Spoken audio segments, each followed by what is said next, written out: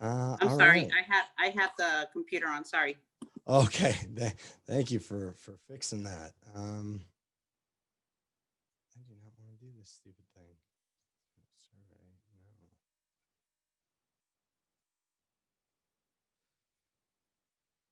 No. All right.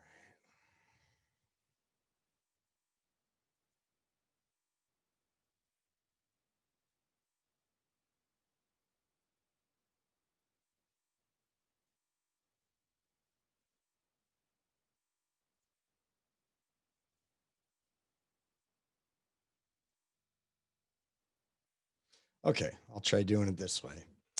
So this is some of the stuff from the other section that I was working on, a different book kind of program that I'm trying to port everything over to.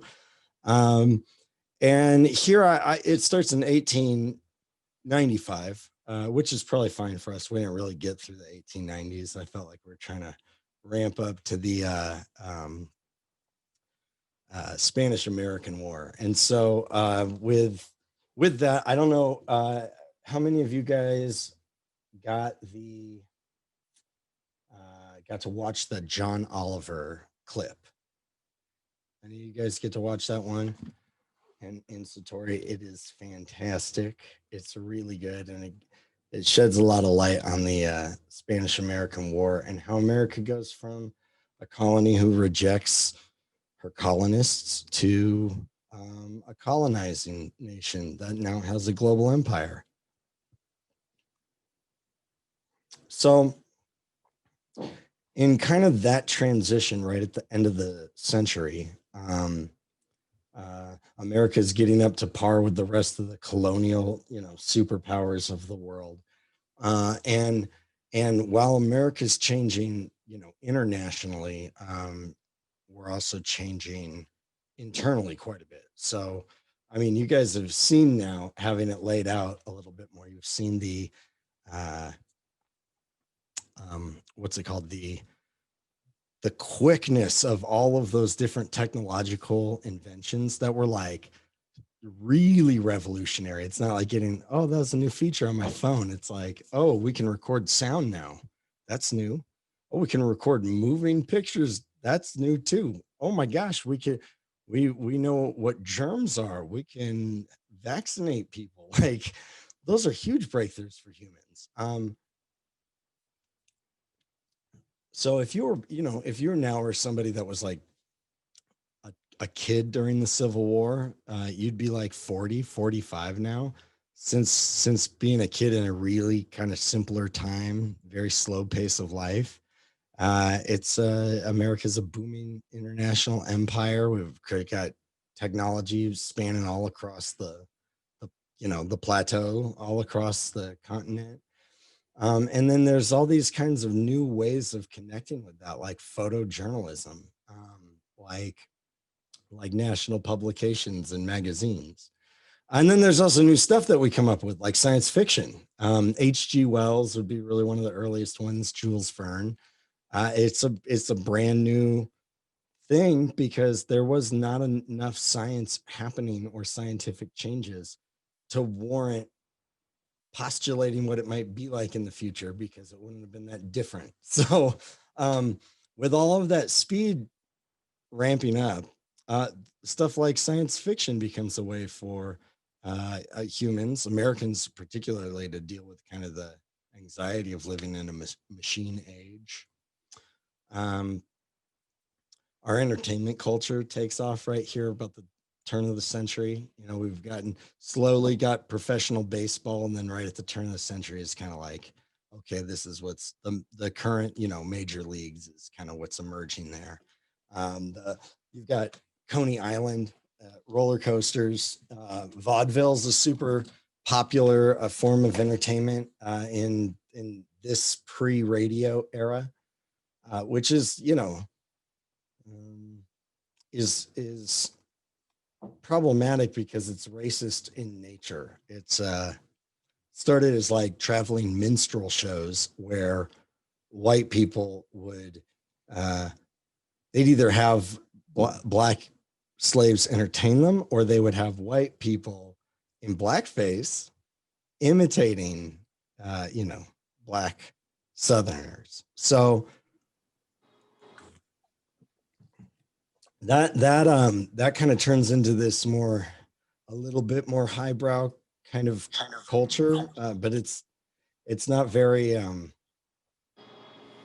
don't know. It's just, this is where we get blackface from in you know, movies and television. And so that, just kind of know that it's already going on long before there's TV. Right at the time that the century, at the turn of the century, too, this sociologist, Thurston Veblen, he writes a book called The Theory of the Leisure Class, and he describes, you know, like people that have leisure activity, and now everybody's trying to figure out what to do with their time. It's not really until now that people had free time, unless you were wealthy. And now, with everybody getting some standards that only wealthy people could have before, including stuff like reading, now everybody has that. Everybody's getting, you know, some free time. The poor are not right now. They're working, you know, like I read in that Sadler report last week. It's not a good existence. But the people that are just above that are in the kind of lower middle class. They're getting a weekend. You know, they're starting to get some of these like 9-to-5 jobs that are becoming more available, white collar jobs.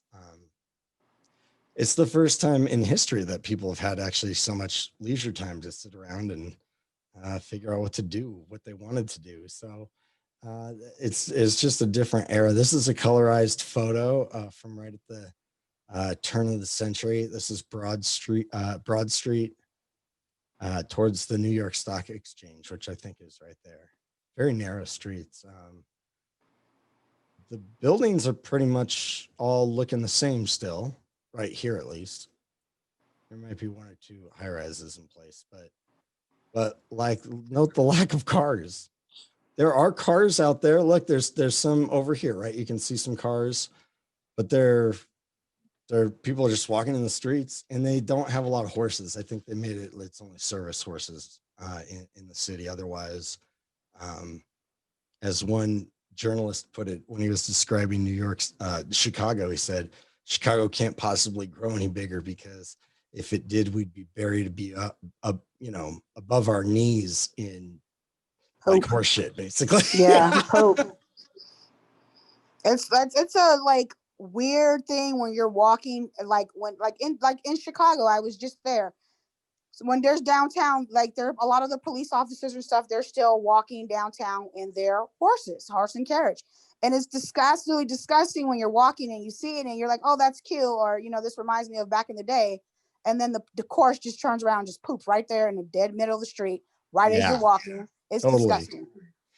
Yeah, and it wasn't like the Disneyland parade, right? They didn't have somebody like cleaning up right away. It's just like whatever. Yeah. And this is like in a maintained city, you know. I mean, just imagine like little bumpkin towns, and there's just horse shit everywhere, and like, ugh, yuck. But also, you know, look at how cool that would be to just be able to walk down the middle of the street in New York City. That'd be awesome. Sir. Yeah. Your comment on horses reminds me of an economic study done by the UCLA economist Leo Hannion, and he was doing an analysis of green energy and like how a market should be structured. And he gave an analogy about how, like I think it was in the 1880s or 1890s, people were saying that the amount of the growing population in cities was going to require so many horses that it would end up drowning the streets in feces. Yes. Yeah. But the thing is, that was the one I was talking about. He's like, you can't get bigger. Yeah, that's awesome. Who was it? I can't remember where I read that. Oh, the economist was Leo Hannion. He referenced a study back then. But the thing is, he says that the reason why that didn't happen, like at all, and thank God it didn't happen, is because it was the invention of the combustion engine, I believe. And he pointed out that he was making the case that we shouldn't subsidize green energy, because the reason why is because it distorts market forces. And he points out that if government policymakers had back then subsidized different forms of transportation that weren't horses, it would have allocated resources away from developing the combustion engine, which would be like a tragedy in a way. So no, you don't have to necessarily buy into his argument, but that reminds me of that study about how we're really lucky that that innovation occurred. At least people in the 1900s were really lucky. Yeah, I posted some. Yeah, because you have to get creative about how to deal with that waste. And if you're living on top of each other, I mean, look at that. That's an era before cars, and the buildings are 20. Yeah, and the economist Robert Gordon, I referenced his work before in this class. He said that one of the reasons why economic growth was so like astounding between the years 1870 and 1970 was because of what he called low-hanging fruit innovation. Because like I told you last class, there's a difference.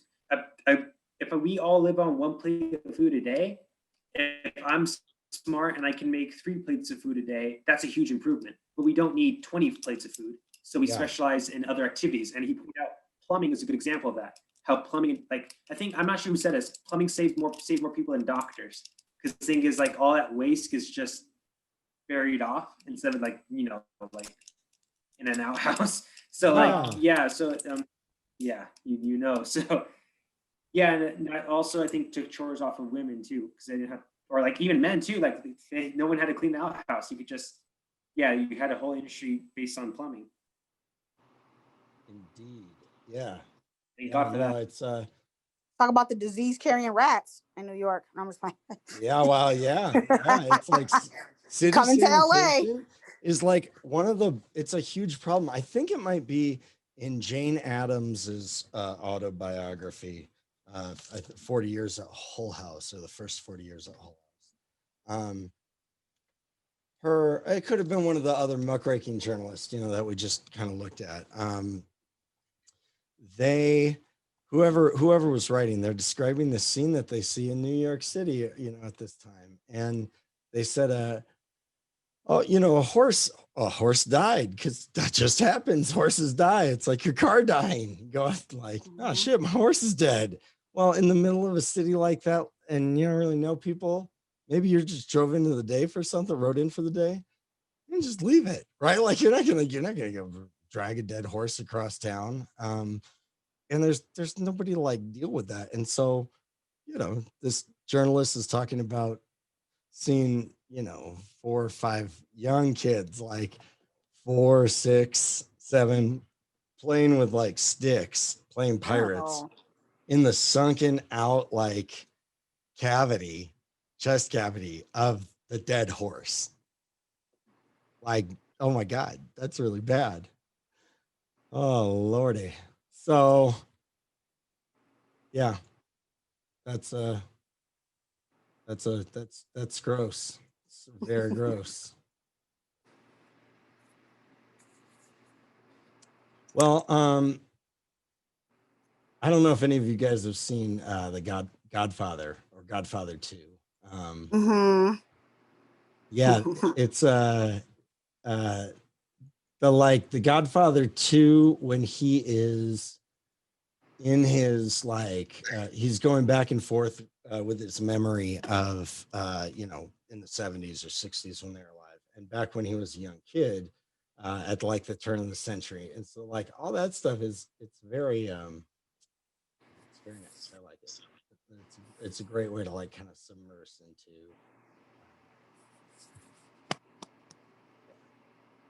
okay. So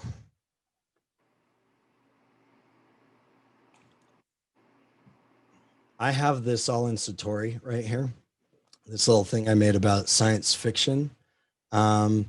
Read over that, and I'll probably have a question about that. I think I'd like to ask one about that. It's not long, it's not long, but it's, at a time there just wasn't science fiction. There wasn't enough science going around. And not ironically, at the exact same time as science fiction is born is when kind of fake news and yellow journalism get going. So it actually comes from a comic strip character, and then the term yellow journalism, but it refers in kind of two parts. One is that the penny press, which is what these are now, so it costs a penny to get a paper. It's like it's about as cheap as you can make it. So it's that cheap. You can't really lower the price of the paper anymore. So you have to. So the paper is actually yellowish. It's the big roll sheet paper, so it's literally yellow. It's not like a nice quality paper you'd get in like a magazine book or something like that. It's thin. It's the thin, cheap newspaper that we're very used to today, and it's so it's literally yellow. But then, in order to like compete with sales, you have to uh, you resort to exaggerating the truth a little bit. So you'd have instead of something being, oh, this politician votes no on this, it starts turning into, this politician is, hell bent on destroying the country and blah blah. It's like this kind of crazy rhetoric of sensationalizing everything and kind of like really trying to amp it up. So yeah, look at that, because boy, if there's something that's important for us these days, it's probably science fiction and fake news. They're kind of like just the realities that we are living with.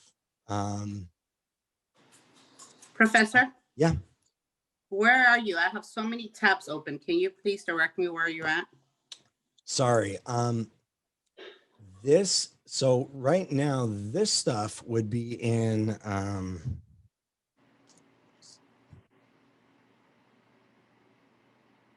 would be in this Satori, I think, number 4.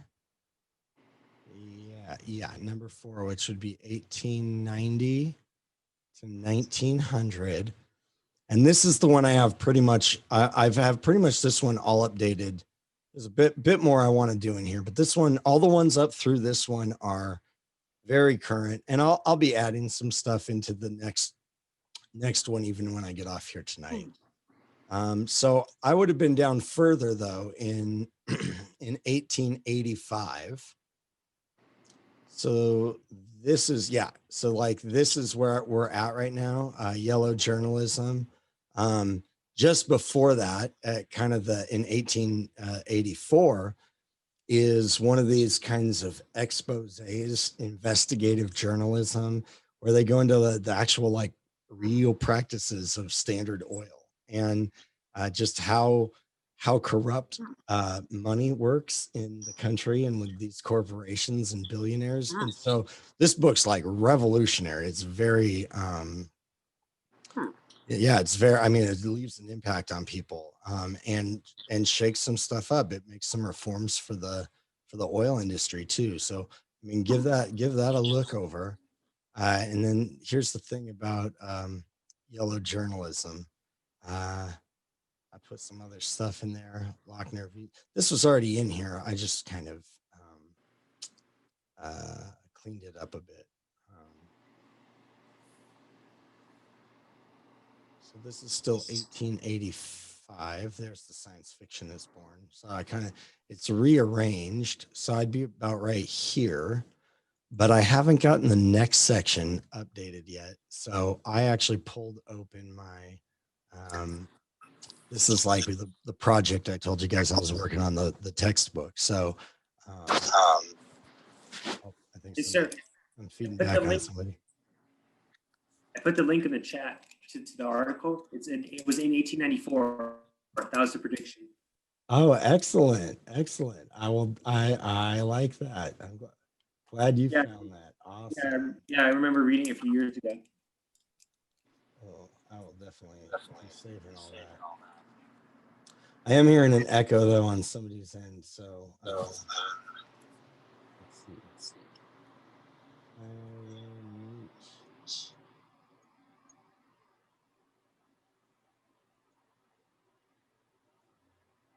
No, how do I do that?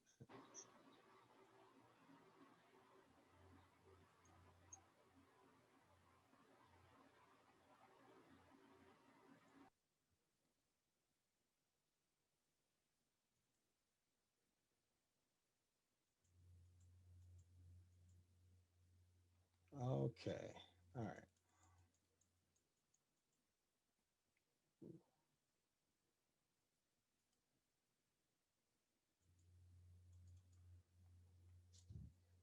All right.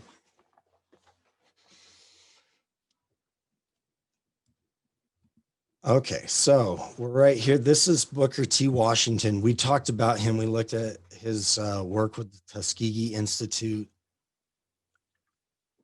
And I had mentioned his views were a little controversial because he favored like a good relationship with white people, even like an unfair one. You know, he wasn't actually demanding equality. He said, hey, we can get there, we'll work there, you know, like that's what conciliatory policy is. And so you know, here's a quote from him on that, and it's worth reading up on. I mean, he's a very I mean, he's an amazing guy. Led an incredible life. X-rays are discovered.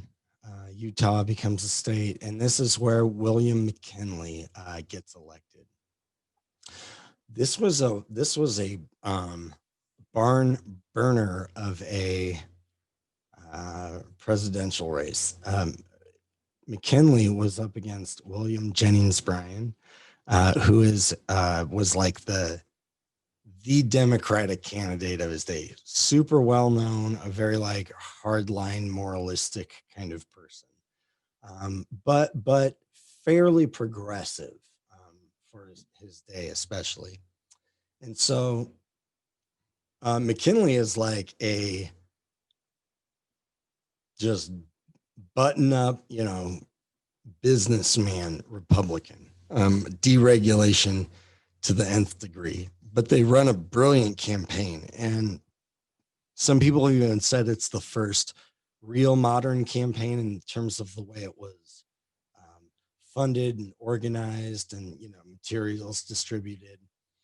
He very famously makes this speech about bearing down on you won't crucify man on a cross of silver, no, on a cross of gold, or press down this. I don't know. You can listen to it. It's a famous speech. He runs for president, I think 3 times. It might be 4 times. And he loses every time. And he's going to be around into the 1920s and will be the lawyer at the prosecuting lawyer in Dayton, Tennessee for the Scopes Monkey trial, which he technically wins, but actually lost on like national radio while everybody listened in. So he died like the next day after it. It's quite sad. But yeah, he gave McKinley a run for his money, but McKinley wins, and with that was like kind of a paving the way for what will happen with the Spanish-American War. This is when we revived the Olympics in 1896, and I think in 1904 is when they're in America. So this is reviving an old tradition from Western Civ, at least as we used to talk about it, but now branched out to everyone. So it's not like European or Euro-Asian countries. It's kind of the whole world. It's a global experience this time. So we've seen a steady increase in Jim Crow law and kind of these black codes that keep freed slaves in check. Plessy v. Ferguson is the nail in that coffin. It kind of seals shut and makes Jim Crow official and legal across the land. This too, I haven't talked about this in a while in history classes. This whole thing with Plessy was a total setup. Railroad companies did not like that they had to offer separate cars for black and white guests, because they did not in the North, but interstate railroads, they have to have these once they get into the South, like the southern states demand it. And so they got Plessy, I think I'm getting this right, who was 1/8 African American, right? Like he probably didn't look a lot darker than me. He looked very white. And he bought a first class ticket and they said, no, you have to move. Sorry. And then he sued, but they sued the standard of segregation, but then lost dramatically because the Supreme Court comes and rules that this is, totally fair, the law of the land. You just have to provide separate but equal facilities, which isn't a thing. And, it takes the Supreme Court until 1954 to realize that. So one of the ways we get from here to Brown v. Board of Education in 1954, which overturns Plessy v. Ferguson, and which really just kickstarts the kind of second wave of, civil rights in the Black community in America. We get there by some of the stuff that Booker T. Washington was advocating and promoting, right? Like you have to know how to take care of yourself. You have to know how to bathe. We have to just get the basics of life down.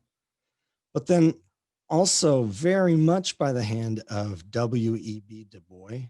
He'll come up a little bit later if we haven't looked at him already.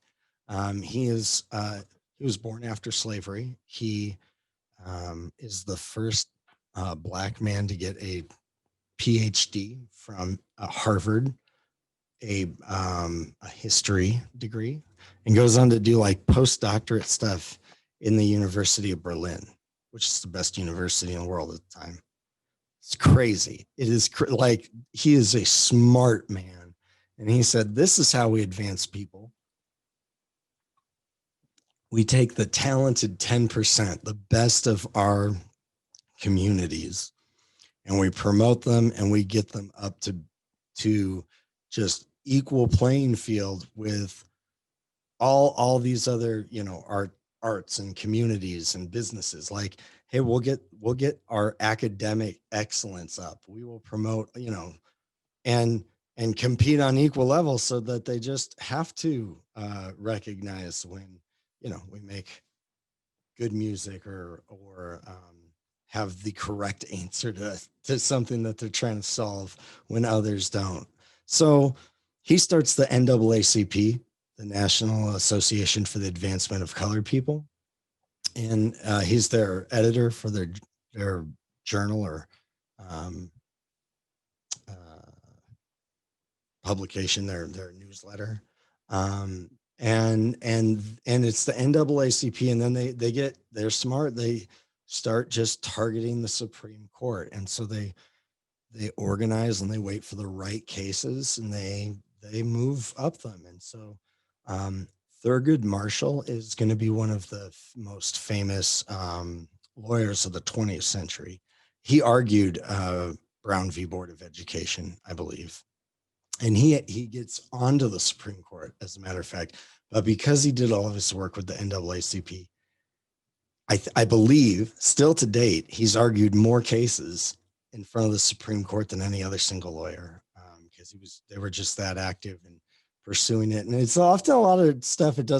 We highlight the one or two big things, but there's so many steps in between them of people just continuing to row on even when there's no current, and it's just hard going.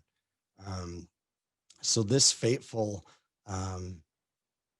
decision is going to kind of legalize, and therefore, because it's legal, most people are naive enough to think, well, it's therefore moral. It's okay. It's not wrong if the government says it's okay. We have a way of doing that, and it's very dangerous to indulge when the government is saying bad things are okay, like segregation. The only dissenting view was from a former slave owner, and he said, like, this is not right. In my opinion, this day is he says it's gonna prove quite as pernicious as the decision made by the Dred Scott case, which pretty much escalated the fight for states' rights about segregation and Lincoln's election, and started the Civil War. So essentially what he's saying is, if we're not addressing this, if we're not dealing with this, if we're not being, mindful, we are going to cause another like Civil War. We're going to cause another division that great across our country. Yes, sir. Yeah. The economy has in economics, the discipline has two domains. One's normative and one's positive. And positive economics is mathematics. Normative economics is narrative. And when I was first researching economics, I kind of had a crisis of faith because I was trying to emphasize mathematics and theory, but it was like, this is really empty. Like, I mean, like there's just so many contradictions and there's so many different schools of thought. So I started researching normative, and that kind of led me to psychology. And I began researching how capitalism as a narrative, or even like any economic system, any of them, even like pre-modern systems, they're entrenched within a metaphysics. And I started researching. I have a bunch of Google Docs on my phone where I try to trace how different studies justify capitalism. I did all sorts of things. Capitalism I'm addressing here, and I noticed that in the North they had a system of free labor, and it's kind of based on the notion of natural rights, like equality, because we all have a rational faculty and what have you. Whereas the Southern narrative was really interesting. It's reprehensible, obviously, but it's really interesting in how they made the case that blacks were inferior, but that slavery, because it gives them discipline, it gives them a bit of a patronage, if you will. There's a negative connotation of patronizing, but there's also a good aspect. And that through labor and through like discipline and through like, and they even like gave them religious training, for example, that they redeemed them of their inferiority. Like they brought them closer to God or the ideal. And I thought that was interesting. And I often heard hardcore Southerners, first their arguments went across two paradigms. One is that, oh, those Northerners are actually more immoral than we are because they treat all their employees as commodities. We treat slaves like, not that they're like their friends, but like they would say like family. Right. But they don't leave them anything when they pass away. Like a dog, if you will. No, and I like that, that's horrible, but there's a tiny bit of truth in it, because like the average slave in 1850 was better off than the average slave in 1750. No slave is just better off in general if you're dying and you pass away and you don't leave your family anything. But I'm saying the average being beaten. No, I'm not defending it, but I'm saying obviously we're counting what they're saying, and I thought that, and they and they also, based on that, they based the morality of it, like this is what they told themselves. They also said that those Northerners, it's weird because how any society, if they have a narrative, but they treat anybody who questions it, regardless of how diverse the questioning is, they give them a certain label. And no, this didn't have to be one term. Like I heard one Southerner say, these abolitionists, they're not just abolitionists, they're socialists, they're communists, they're feminists, I'm serious. Like they I know it. Everybody's always a communist if they don't agree with you, or they're Hitler. You're like, well, pick a lane. Okay. So well, I mean, it's kind of true. So I thought that was interesting how there's like a moral dimension, but it has tiny bits of truth in it, but we obviously think it's wrong today. But it also has like a simplifying aspect where everyone's put into a single category. Wait, why is it wrong today? How come it's not wrong back then? That's actually a good question, because the thing is, like, I think there's different forms of moral knowledge. I'm serious. Like we didn't, like this, the moral contradictions of slavery or like differences in human rights. I don't think we're inherently rational creatures. Like we didn't evolve to just say that, oh, they're always wrong, because slavery, once it was easier to justify slavery than it is to justify human rights today. So I don't think you're freezing up on I don't think it's that simple. You're freezing that up a lot. You can, of course. I understand. Okay, what's up I'm with our confused, that's why. connections? Yeah, you got a bad connection. Yeah, I think I was tracking with you, and then it's all, which was like my entire teaching experience last semester. So, um, yeah, it's a bummer, but What was the last thing you heard me say? it was. You're freezing up. It's just like really chalky. Like you just step out word for word, and you just freeze a little. That's not. Well, I think I hear what you're saying. You're saying you've been interested in your tracking how different people have justified capitalism, you Yes. know, at different points or from different, you know, different points in history or from different points of view. Yeah. Which is not unlike how people justified slavery, right? Is like probably there's some parallels there. You know, you can see those, and it's also how people justify colonialism, right? You know, so we're redeeming these people, we're taking care of them, they're childlike, they'd die without us, right? The bullshit that people say about slavery. Well, it's the same thing, you know, in the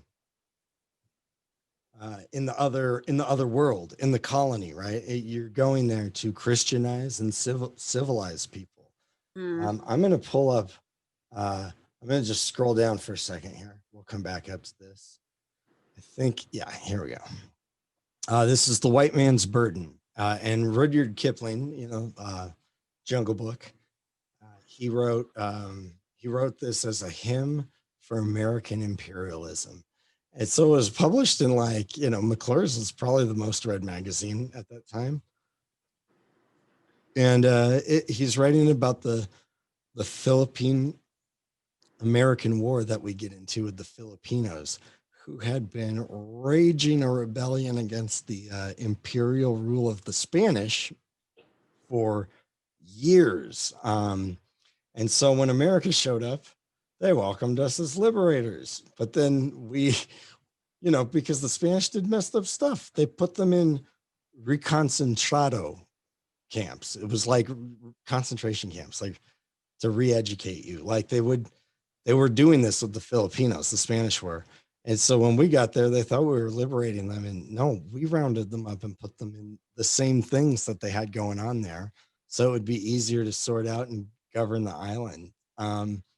So in this, like, I mean, I think just, it's a weird poem. It says some weird stuff. And I think it really highlights how white people, or Westerners in general, were thinking about colonization, which is not how, you know, it's not that different from capitalism or slavery or some of these other things. So he starts off every stanza, I think. Take up the white man's burden, send forth the beast ye breed. Go send your sons to exile to serve your captives' need, to wait in heavy harness on fluted folk and wild. Your new caught sullen peoples, half devil and half child. Take up the white man's burden, in patience to abide, to veil the threat of terror and check the show of pride. Be by open speech and simple, 100 times made plain, to seek another's profit, to work another's gain. Take up the white man's burden and reap his old reward, the blame of those ye better, the hate of those ye guard, the cry of hosts ye humor, slowly to the light. Why brought ye us from bondage, our loved Egyptian night? Take up the white man's burden, have done with childish days, the lightly proffered laurel, the easy ungrudged praise. Comes now to search your manhood through all the thankless years, cold edged with dear bought wisdom, the judgment of your peers. And Theodore Roosevelt said that it was rather poor poetry, but good sense from the expansion point of view. That's the guy who's going to become president in like a year or two. So, you know, it's like, well, it was definitely not like today, I feel like this kind of idea of, holding colonies and territories, overseas is not even flying in America the way it used to anymore. At least there's some like half resistance there on this kind of stuff. But it used to be everybody, or everybody that had a say, at least. It was not necessarily the poor or the minority communities, but if you fit a general category. And I do just want to remind us, because it's 1900, that the ethno-linguistic, religious, national ethnicities, or categories of people that populated America were, it was different than it is today. I mean, it was, especially in certain parts of the country, like the Southwest and the Northwest and Northeast. It's like, man, it's like so multicultural and mixed in a lot of places. It's still not in a lot of parts of the country today. It really is not. That group of people is a bigger group of people than it would be today.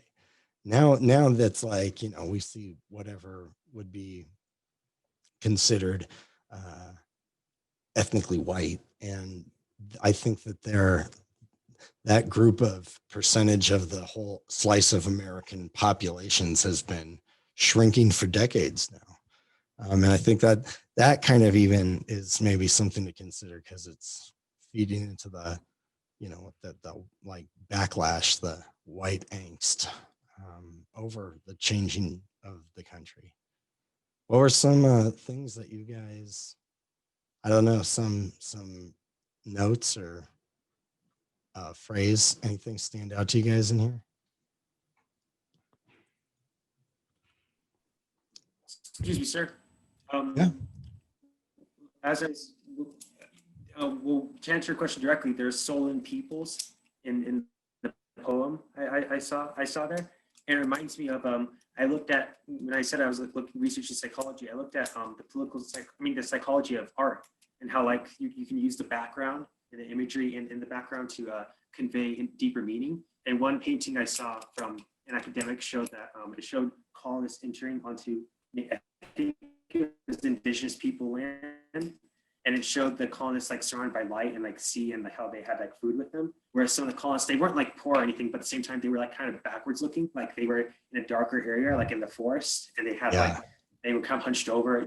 You get it. And there's like implicit imagery of the type of the virtues of colonization, let's say. Like that was the idea. And that kind of reminds me of when it says Solon people, like how, like you said, they considered it to be their.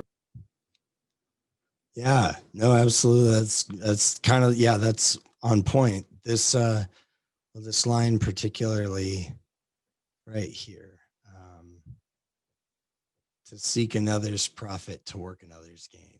Like, you're going to leave the home you love and travel overseas and, face malaria and, all these diseases and discomforts and kind of unknown things. And you're going to do it to, better the people by teaching them how to read, by teaching them the Bible and converting them to Christianity, by having, those Christian missionaries that come over build hospitals and schools. And it's like, well, that happens.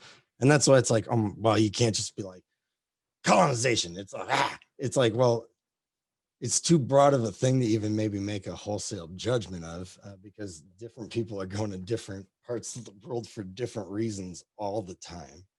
I think it's safe to say, on a whole, the idea of nations colonizing other nations in any of the forms we used to throughout our recent history is not in vogue. That's not a popular thing. People do not view that anymore.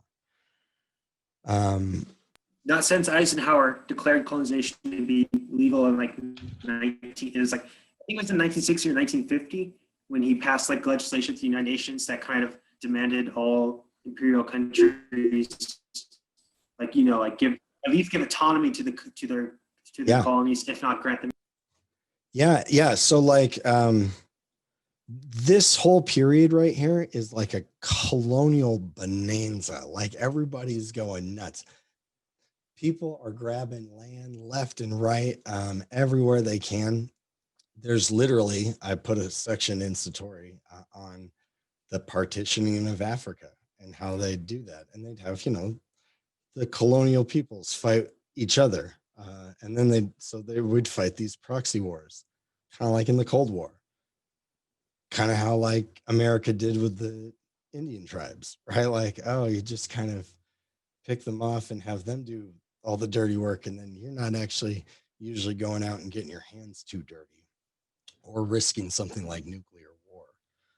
So in a sense, yeah, communities getting hospitals and vaccines and some of that's like, okay, yeah, that's good. And some countries that were colonized got absolutely ravaged by poverty.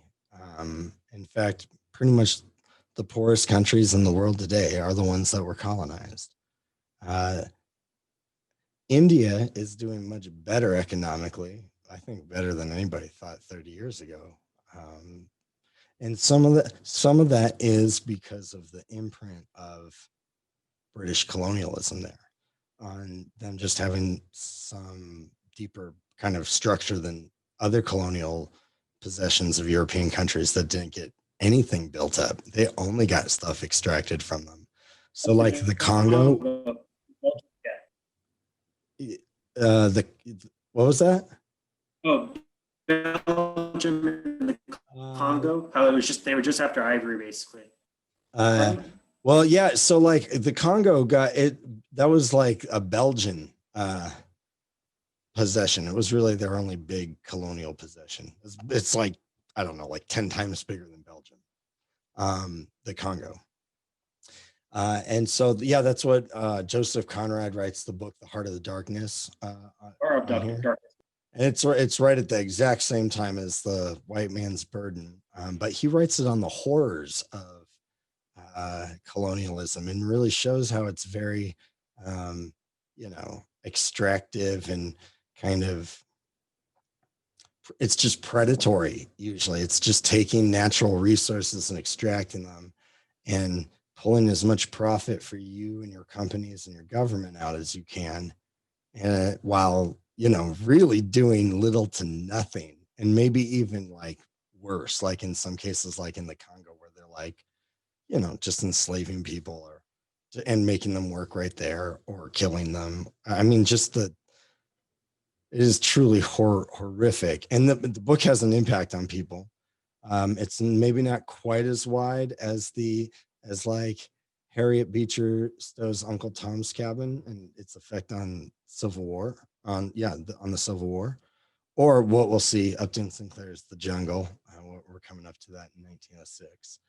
It's kind of one of those, though. It's like, oh, this is opening people's eyes, because it's not The White Man's Burden, which is like, oh, yeah, this is hard and maybe it's not perfect, but we're doing it for, God and country. And it's like, well, that's kind of bullcrap. You guys you're doing this for yourselves, right? Like, y'all profiting from this highly, right? Okay, let's just be straight with that. But, when it's like a Rudyard Kipling poem, it's like it's published and it's it's nice, it's flowery, it's kind of a good version of the nightly news, but this is not, and this is hard to it's hard to read, hard to work through. This is a good synopsis of it. This is one of those books you want to be familiar with. Excellent read. Yeah, many of these are. Even The Jungle was like, it was just so different. What's that? It's full of symbolism, like of the light and the dark, and the way that he interacted with the natives and the psychology of it. It was Yeah. So yeah, this is like the spread of colonialism, and America is late to the game. Germany's a little late to the game. Italy is a little late to the game. Britain and France and Denmark, and these places, they've been colonized in places, Russia for forever. Germany's just now, forming as a country in the 1870s, as is Italy. And so America, we're scrambling all of a sudden. And there's a book that was in both materials, the influence of sea power on history. I'm getting the name wrong, I think.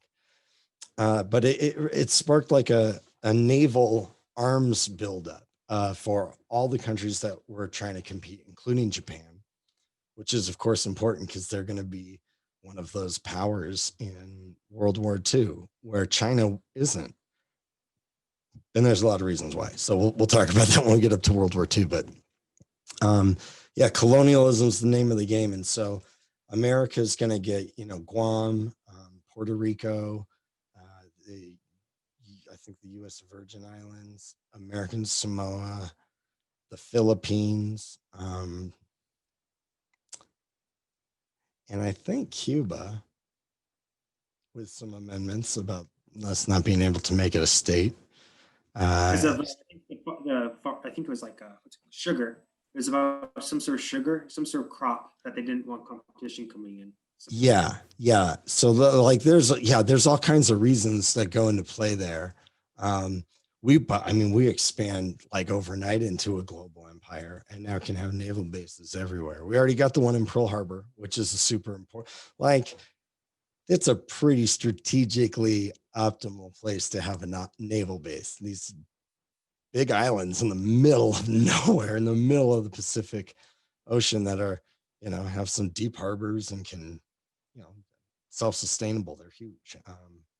It's probably that, maybe the Strait of Gibraltar at the mouth of the Mediterranean, and the kind of Dardanelles where Turkey is into the Black Sea. I don't know. Those are probably like the best places to have Navy bases, I think. And of course, like what all this is leading up to is more and more tension as these kind of colonies bump into each other and powers get tense and treaties get made and broken over some of the things that are happening over in other parts of the world with their colonies, which is why it's truly a world war. And America is in the midst of all of it. And America's economy is global at the time.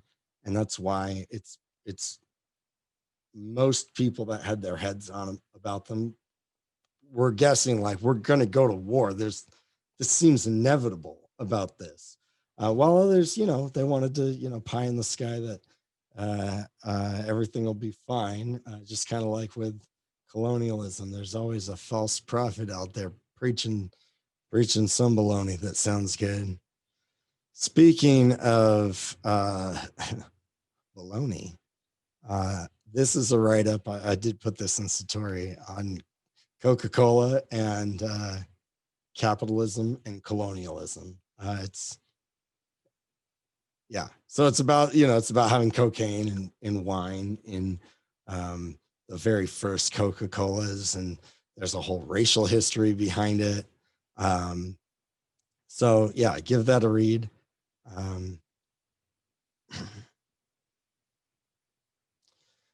This is another one of those colonial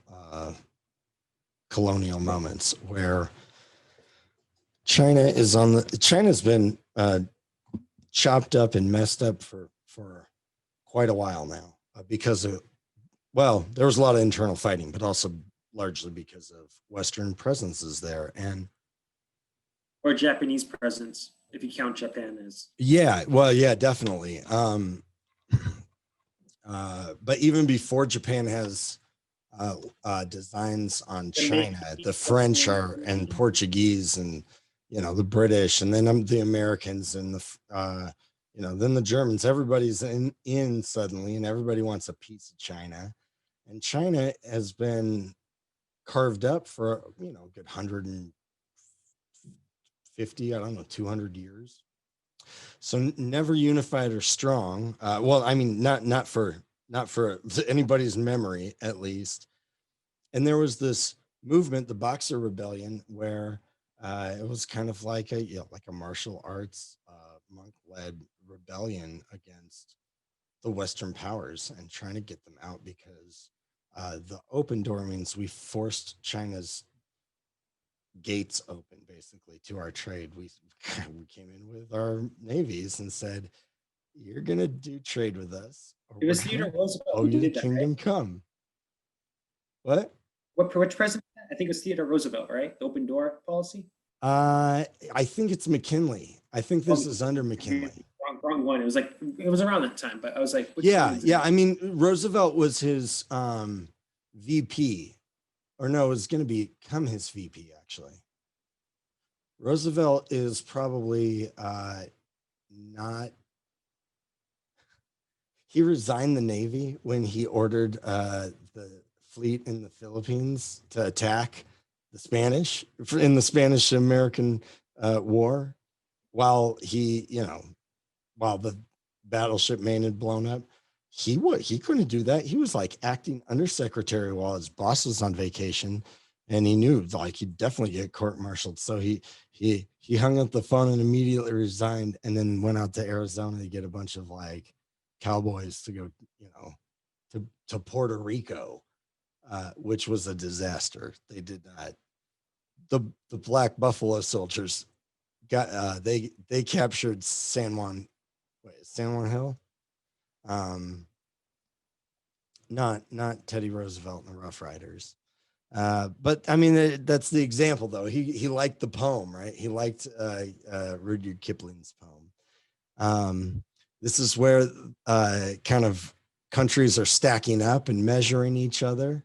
And one of the reasons that Britain particularly wanted to force open the door of China is because they were making a lot of money off of the opium trade from their, colony in Afghanistan, or northern India. What's northern India at the time, which would be Pakistan. They don't want that to stop at all, and of course, it's wreaking havoc on the Chinese. It's like, this is where China, opium dens. This is like that's this, and it's getting exported to countries that have Chinese populations in them. There's a great movie called oh man, Robert Redford's in it. Not Robert Redford, Robert De Niro, and he's in a Jewish gang actually. He plays a Jewish kid immigrant at the turn of the century. Kind of follows him growing up and what happens over their lifetime, and there's a real fateful event that happens because he went and smoked out at an opium den. And like it's a big long scene, and they're laying down, the guy brings the pipe over. I'm like, that's what an opium den looks like. That's creepy, man. It was like I've heard, I heard the term, but I don't know if I ever did literally. It was a good kind of depressing movie. But it got really into the heart of New York and kind of immigrant communities here at the time. So anyways, it's the open door policy is about, international drug dealing in the name of God and country and serving, your colonies and not making a profit, which is all BS. Okay, so at the turn of the century, America's a lot bigger. We've grown not only with colonies and overseas possessions, but just internally. There was a 21% increase in the last decade from 1890 to 1900. 21%. That's crazy. A lot of that was just still really high birth rates. And decreases in infant mortality. I mean, that took a while, but like that's the technological advancement. Like I said, plumbing saves a lot of lives. So part of it's that, part of it's immigration, part of it's there's a whole lot of factors. Yeah, and America hadn't been in any big wars. The people that were coming here were young, so yeah. I mean, yeah, lots of factors. But I mean, when you talk about the country was like electrified, literally in the 1890s, it was electrified. Like electricity is coming, all over the place. It's a booming industry. but the country's kind of electrified because there's just a lot happening. Lots of change, lots of new inventions, lots of new connections, um, lots of new immigrants coming into the country, especially in a handful of spots where just tons will land.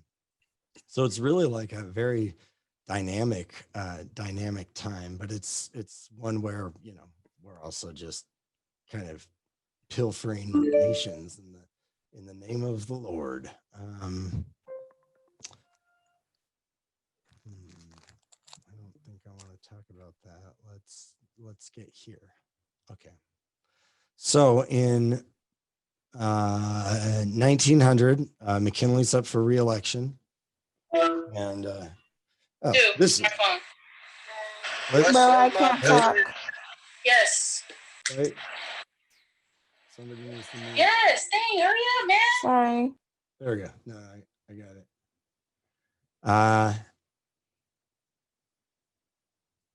Yeah, this is the first modern one, I guess. His second campaign.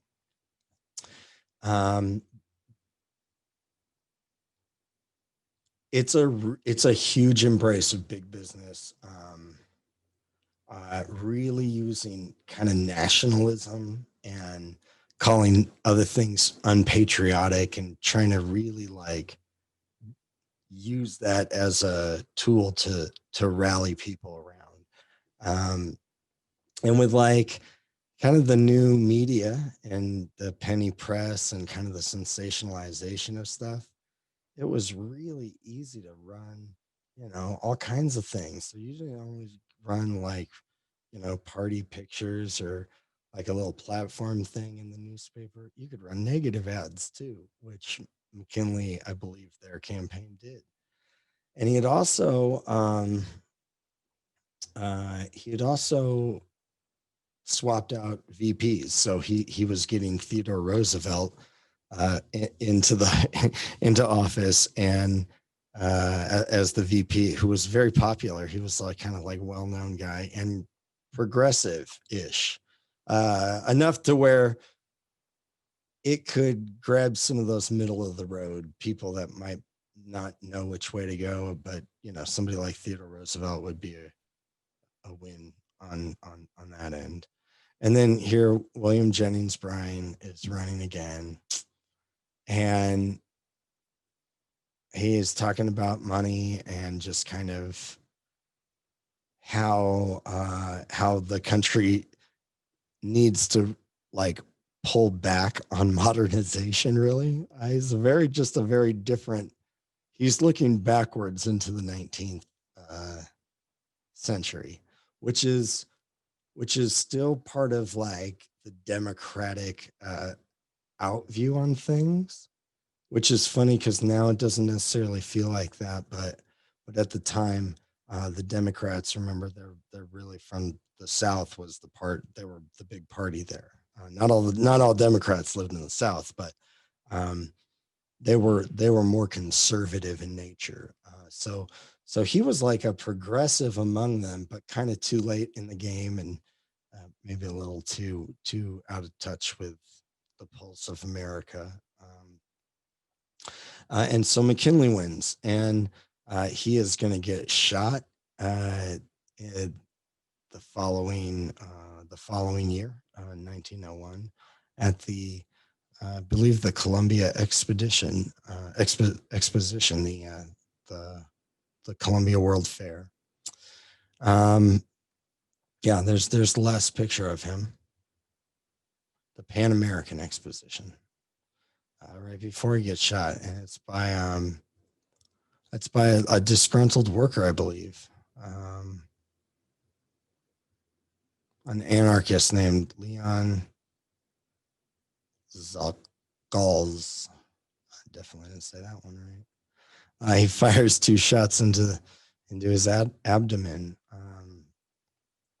This is also a time of anarchism. If anarchism ever was a popular option, which it's never really been a popular option, I think, but it definitely had a lot more. There were a lot more people that were anarchists, and they did stuff like, you know, sometimes they would blow up banks and, you know, try to assassinate leaders. And I think there's more in there. I actually think I've written a longer section. I need to find somewhere else. But yeah, so that's like the shift. That's the big shift from like, okay, this kind of agrarian, way of life that's monolithic, monocultural to an urbanizing way of life, a mechanized, modern way of life.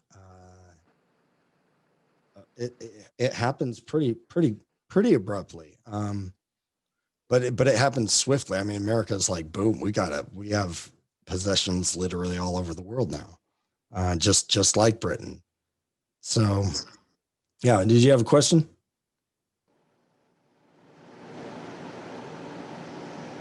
All right. Well, this is probably a good time to take a break. Let's.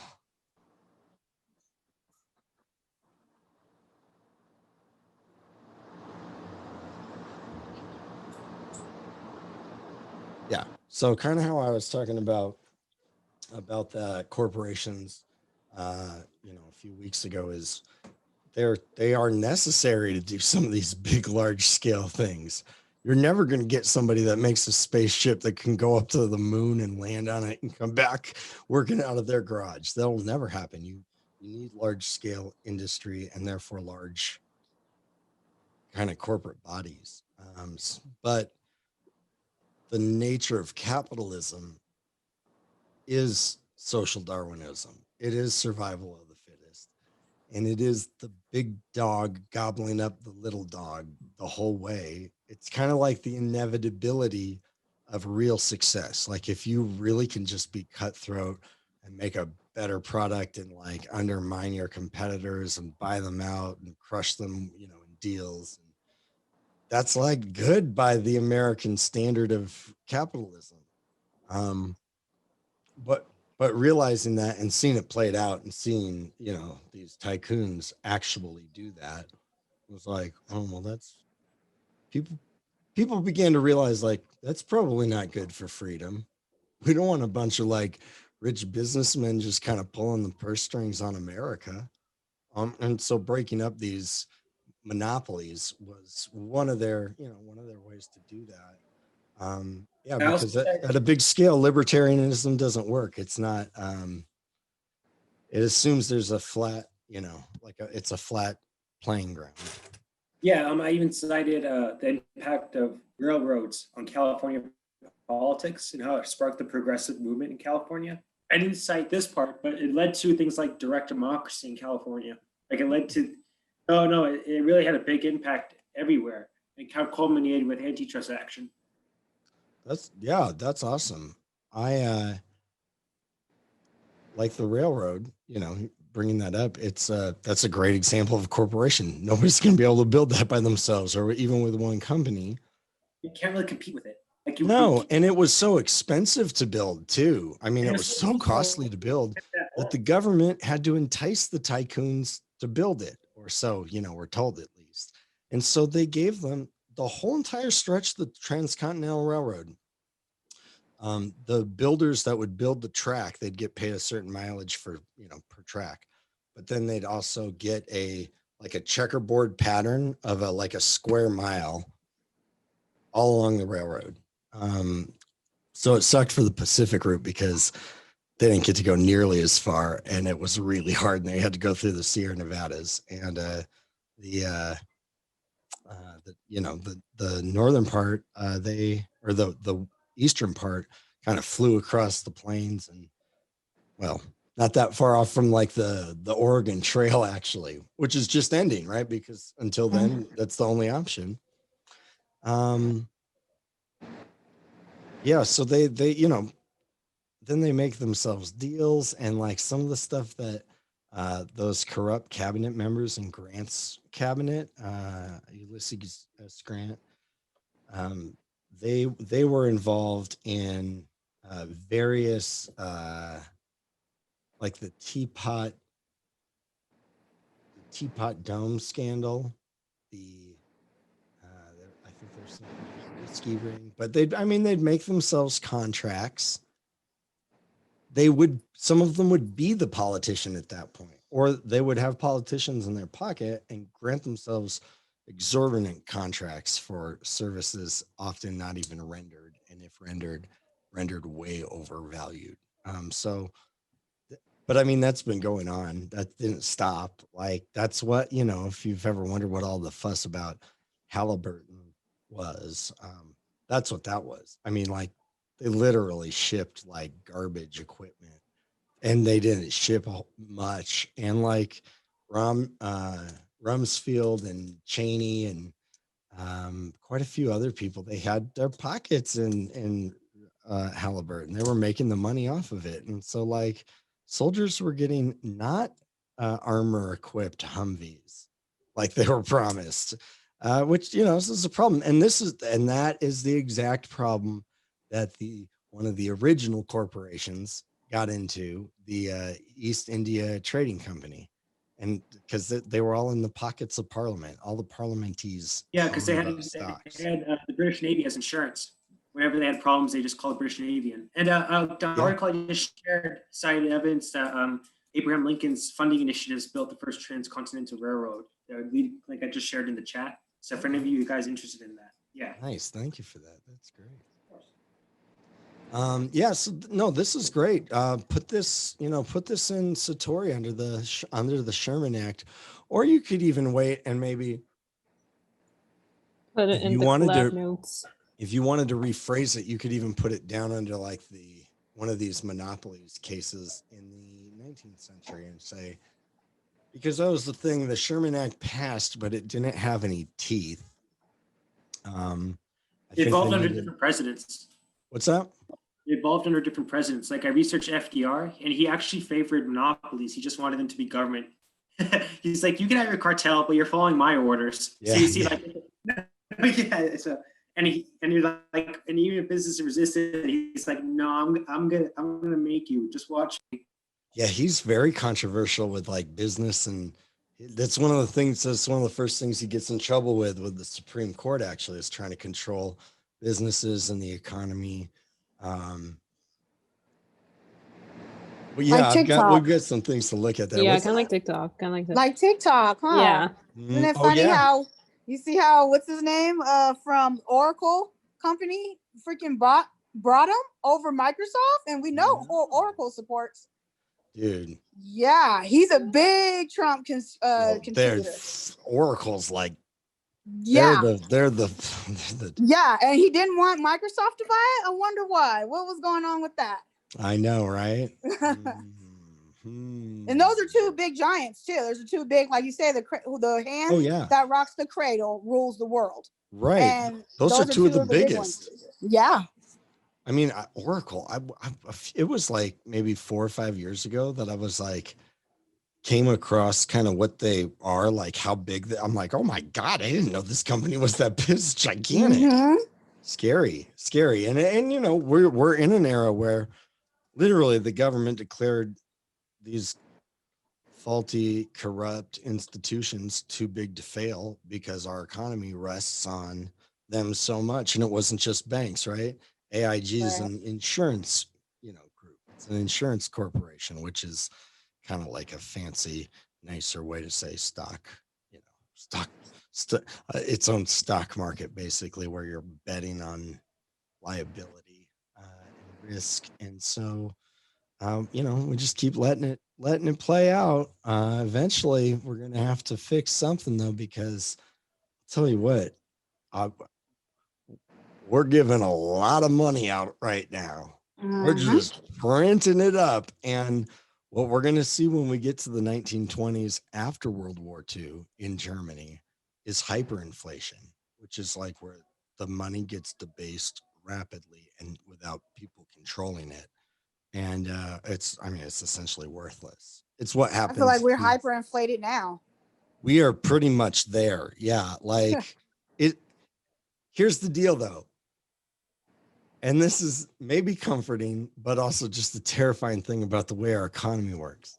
Mm-hmm. It's all on perception and trust. So if everybody still thinks the dollar's worth that much, it doesn't really matter how much debt we have and never pay off. It's like, as long as we can keep people thinking it's worth that much or that important, or our economy is that demanding in the world, I don't know that we could have hyperinflation, but the Deutschmark was definitely not like that after World War One, and they had never been in that position. So they get saddled with huge debt after the war. It's like a punishment in the Treaty of Versailles against Germany.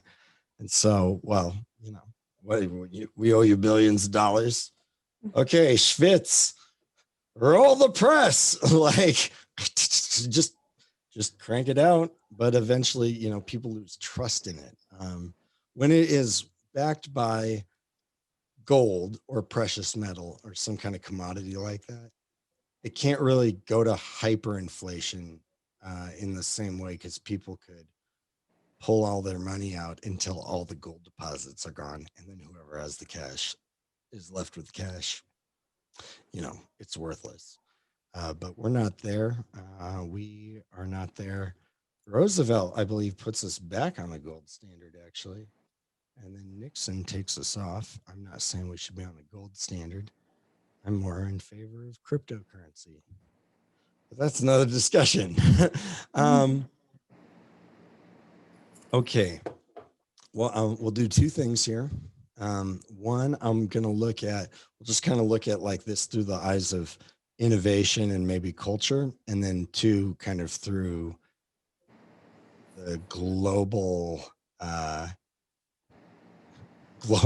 exchange of what's happening and kind of the ramp up to World War II on that level. So I figured I'd start here. This is when Campbell's Soup, which is a new product, a newer product, reveals its new can and new canned condensed soup.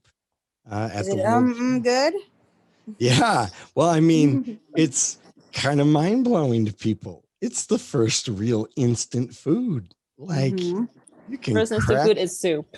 Crack it open and it, if you've ever made like bone broth, like it takes all day and it's nasty. Like you're cracking chicken bones and bone broth.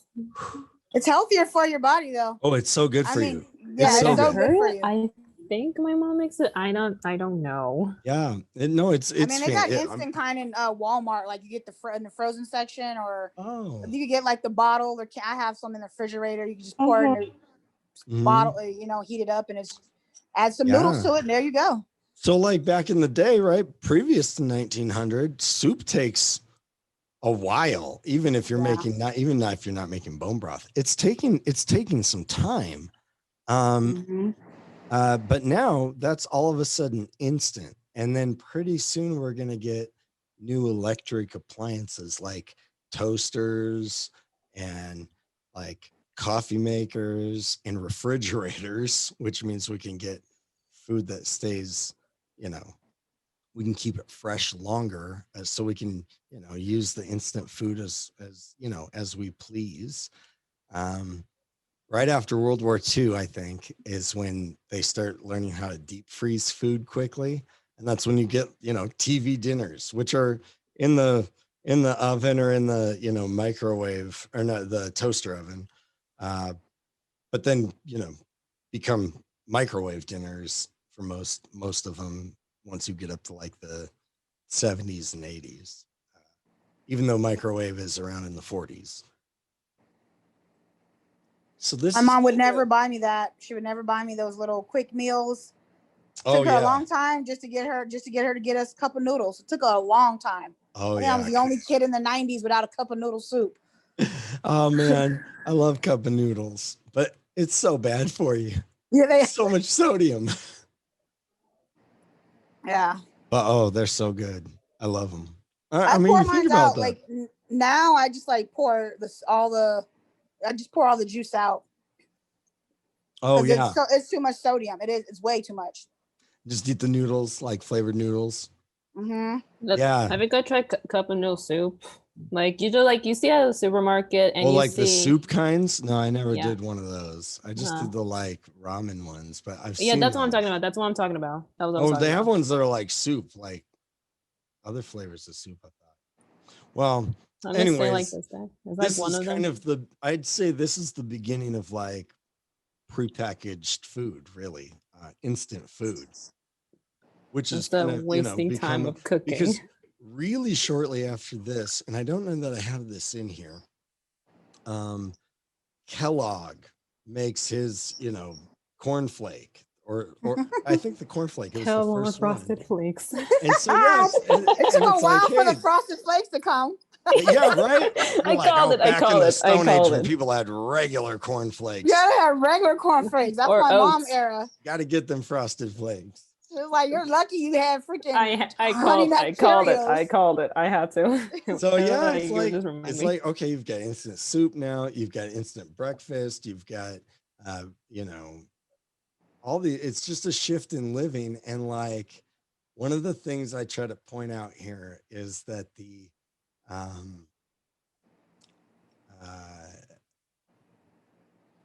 rhythms of our lives change significantly. Like the amount of time people used to spend around food, whether it was kitchen or like, butchering animals or whatever, and eating meals together, it was like a much more significant part of everyone's life than it is today, because everything is quicker and it's more condensed. And even across the globe, that varies from place to place. Like, shocker, France takes longer eating, and it's like, well, that's not that surprising, I guess. Their society is still a little bit more like that. And so, yeah, I mean, this is one of those things we want to think about, because, we know what's coming in the 20th century with like frozen meals and drive-throughs and fast food and takeout. And then what comes in the, 21st century, Uber Eats, and like, it's like, wow, this is changing. This is like continuing to change just how people eat. But being aware that like, oh, some of these things might be healthy to try to like stay connected to. So, some of our ways of living. Is my screen backwards on your guys's? It's like I can't even see it. No, Honestly. it's not. Oh, it looks backwards. Okay. Well, yeah, so that's not like a wow invention, really. It's just kind of one of those firsts that people were like wowed out about, like it was at the fair, but it's not as exciting as the first time we fly, but it's a really important one, I think, to note. The first movie theater opens in LA that's dedicated to, watching movies, which there's just starting to actually make in any kind of commercial form. The Trans-Pacific cable is laid, right? So we talked about the transatlantic cable, which was, so revolutionary. It instantly connected so much of the world together. The Trans-Pacific cable really is like, oh, okay, we made a loop. You can send a telegraph straight around the world now at this point, which kind of like we were seeing with Krakatoa and that kind of epic global event. That's what we're going to continue to experience together now that we have even quicker telegraph communications and instant kind of leaps forward.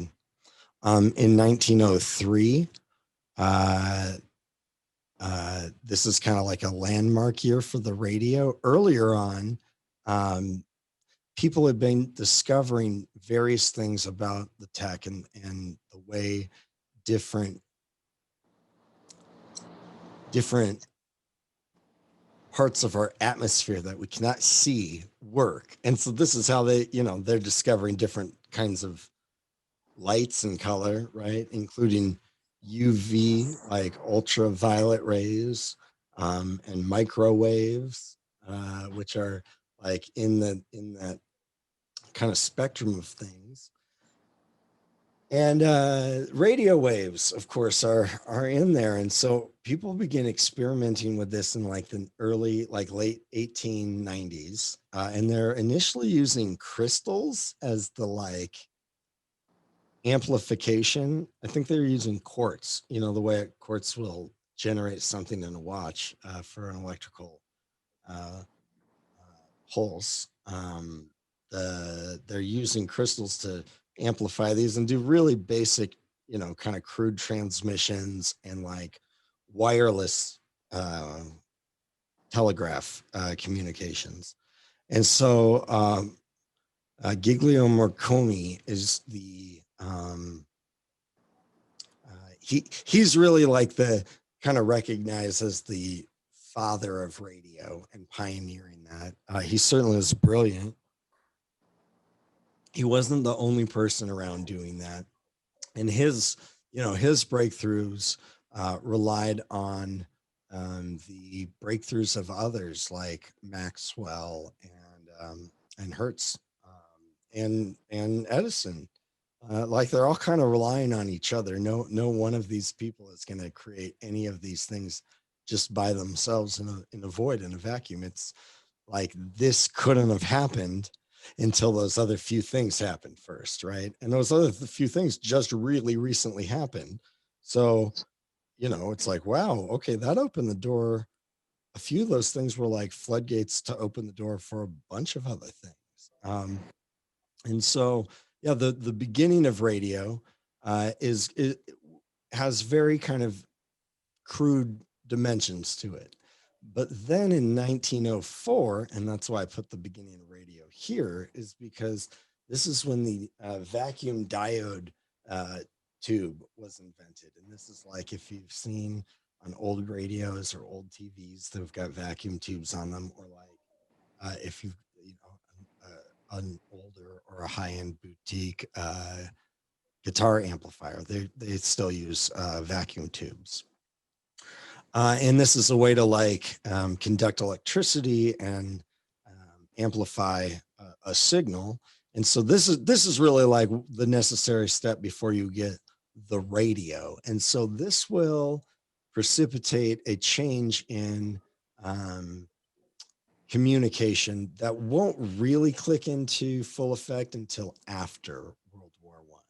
So in World War I is some of the first real instances of like radio communication, which is one of the reasons the war was so bloody. I mean, there was so much new technology that everybody was utilizing against each other. And so after the war, though, you'll get newer companies that are starting up, like RCA, Radio Corporation of America, I think it's RCA. You know, that pioneer putting these things together and putting like a consumer product radio that you can just turn a knob to. You know, before that, it was really like crystals and like little diode tube experiments. It kind of like when you look at computers from the 70s and early 80s, and you see like, well, Steve Jobs being like, well, we need to make something much simpler than this. Then nobody's ever going to use this except for like computer nerds that come to like computer expos. Like, this is inaccessible. That's what radio was. And so in the 20s, the radio like begins and it just skyrockets straight up until the 50s when TV debuted. Real TVs in like the late 40s, but the 50s is the TV decade for sure. So this is like that's the best thing that happened to America was TV. The best and worst thing, probably. Well, probably, yeah. Yeah. I mean, if we think about some of the simple events as, wow, the world is experiencing kind of some of these things almost simultaneously, right? Like within the day, everybody's knowing about that volcano, or everybody will find out about, certain other breakthroughs, or the Titanic, something like that. But then when the radio comes along, it's like people can hear people communicate that, they don't have to, it doesn't have to be over one person over a phone to somebody else, or like a telegraph, or somebody then taking the info and writing it up and you get it in the nightly newspaper. It is really instant. It's a live broadcast and it's straight into your home. And that's the crazy thing. Which I'll come back to on the 20s. I don't want to get too sidetracked there. But this is also, of course, when we learn to fly. This is when the Wright brothers make it. They make the first true, man-powered flight that didn't last very long, right? 12 seconds, 120 feet, 12 seconds. But then they go on to break their records and keep doing this, and they begin holding public demonstrations about their breakthroughs in aeronautics and engineering, and kind of what that means for the rest of the world, which starts just kind of like the automobile, but in a much grander fashion. It started a whole new industry, right? A whole new thing. People are going to begin to fly. Lots of people are going to be buying airplanes. The military is definitely going to wind up buying airplanes when they realize what they can do with them. So this is a big, huge, another door open that, like I say right here, you can. It's hard to imagine how much that changes the way you start thinking about things. Like, we really take for granted the fact that humans can fly. Like, people landed on the moon before I was born. That just seems like, well, there's no way that like 120 years ago, people couldn't fly. That seems crazy. We're sending people to Mars in like 12 years.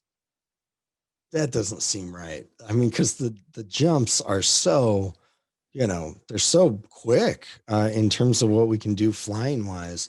And I think it's one of the reasons I've heard a lot of people talk about aliens this way. It's like, well, how else do you explain this? And when you kind of take the time and trace out the thread, you're like, well, you could go from this invention to the next one, to the next one, to the next breakthrough. And it's easy enough to follow them through. We just don't usually want to do that. It's easier to believe that aliens taught us how to fly or gave us atomic weapons than to read like the history of nuclear physics in the first half of the 20th century. But I guarantee you it's actually quite riveting. I've got a good book on it. There's that Fauvism that we talked about the last week. Yeah, so I mean, and the Panama Canal, we acquire the zone. The French had been trying to build this, and they just couldn't stay alive. Like, it was malaria, just was killing everybody. But there's some breakthroughs in the 1890s about malaria, as well as pesticides and ways to fight the mosquitoes that bring the malaria.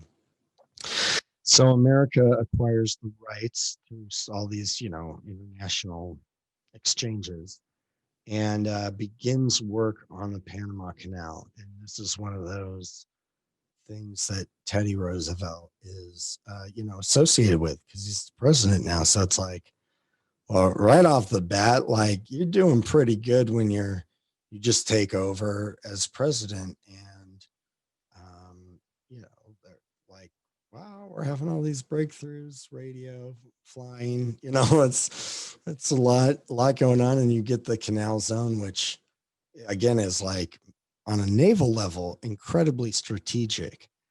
How we acquired it's pretty dubious. We basically convinced half of Colombia to rebel against what is Colombia today and start Panama. And then we kind of like backhandedly ruled or guided Panama for most of the 20th century. And I think we've had at least one of their leaders assassinated. So it's not all roses, but of course the public's not aware of any of that stuff. Well, while it's happening, and in 1903, you don't know all of that's going to happen. But people were pointing out the dubious nature of this treaty and America's role in getting the Panama Canal. And then Jimmy Carter signed a law to turn it back over to Panama, I believe. Yeah, beginning in the 1970s. I think it completed in like 2000 or 1999. Okay, I'm going to go back to the other one here.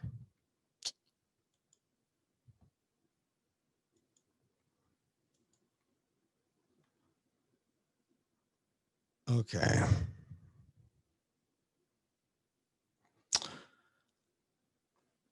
What is happening in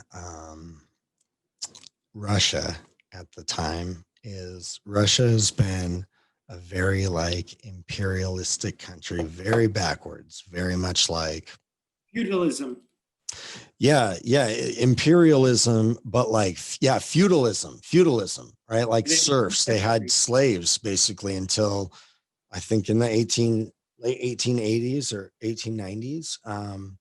They had serfs, different than American slavery, but slavery nonetheless. Sir. Yeah. That's why I did a lot of research on why communism arose in Russia, because Karl Marx in his writings suspected that a communist revolution would happen in Germany and Britain, I think, because he says that they were educated countries, and so they would naturally think communism was good. But the reason why it didn't, there's a few theories, but my favorite is that Germany and Britain were somewhat democratic, and they were not feudalistic, or not nearly feudalistic. So the thing is, whenever people had a problem, they can network with other constituencies and solve it, or at least like roughly solve it. Whereas Russians didn't have those institutions. So in World War II, things the way that things were, with the church, Christianity, and the king, there were the Democrats, which were kind of like, let's have a democracy, but let's get rid of the king. And then there were the communists who were like, no, let's get rid of the Democrats and the monarchy. Let's oppose a socialist utopia. And I think the feudalistic institutions stable, people immediately got riled up with these type of utopian ideals, so to speak. I think that's an institutional analysis. I think it's accurate. I mean, yeah, and Russia is they're kind of prime pickings for.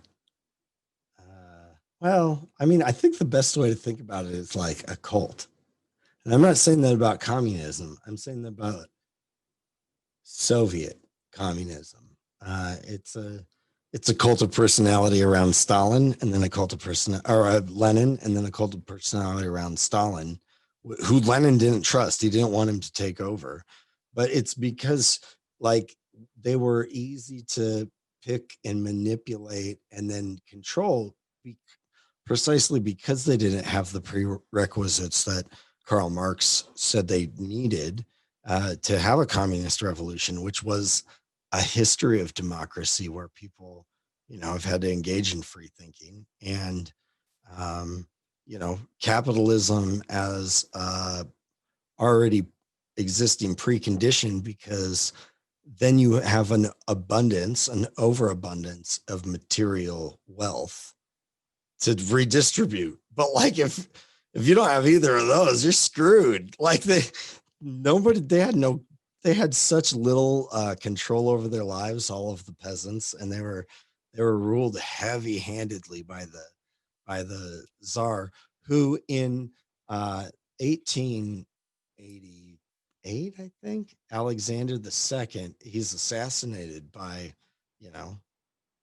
I think an anarchist who was against just how horrible he was to people.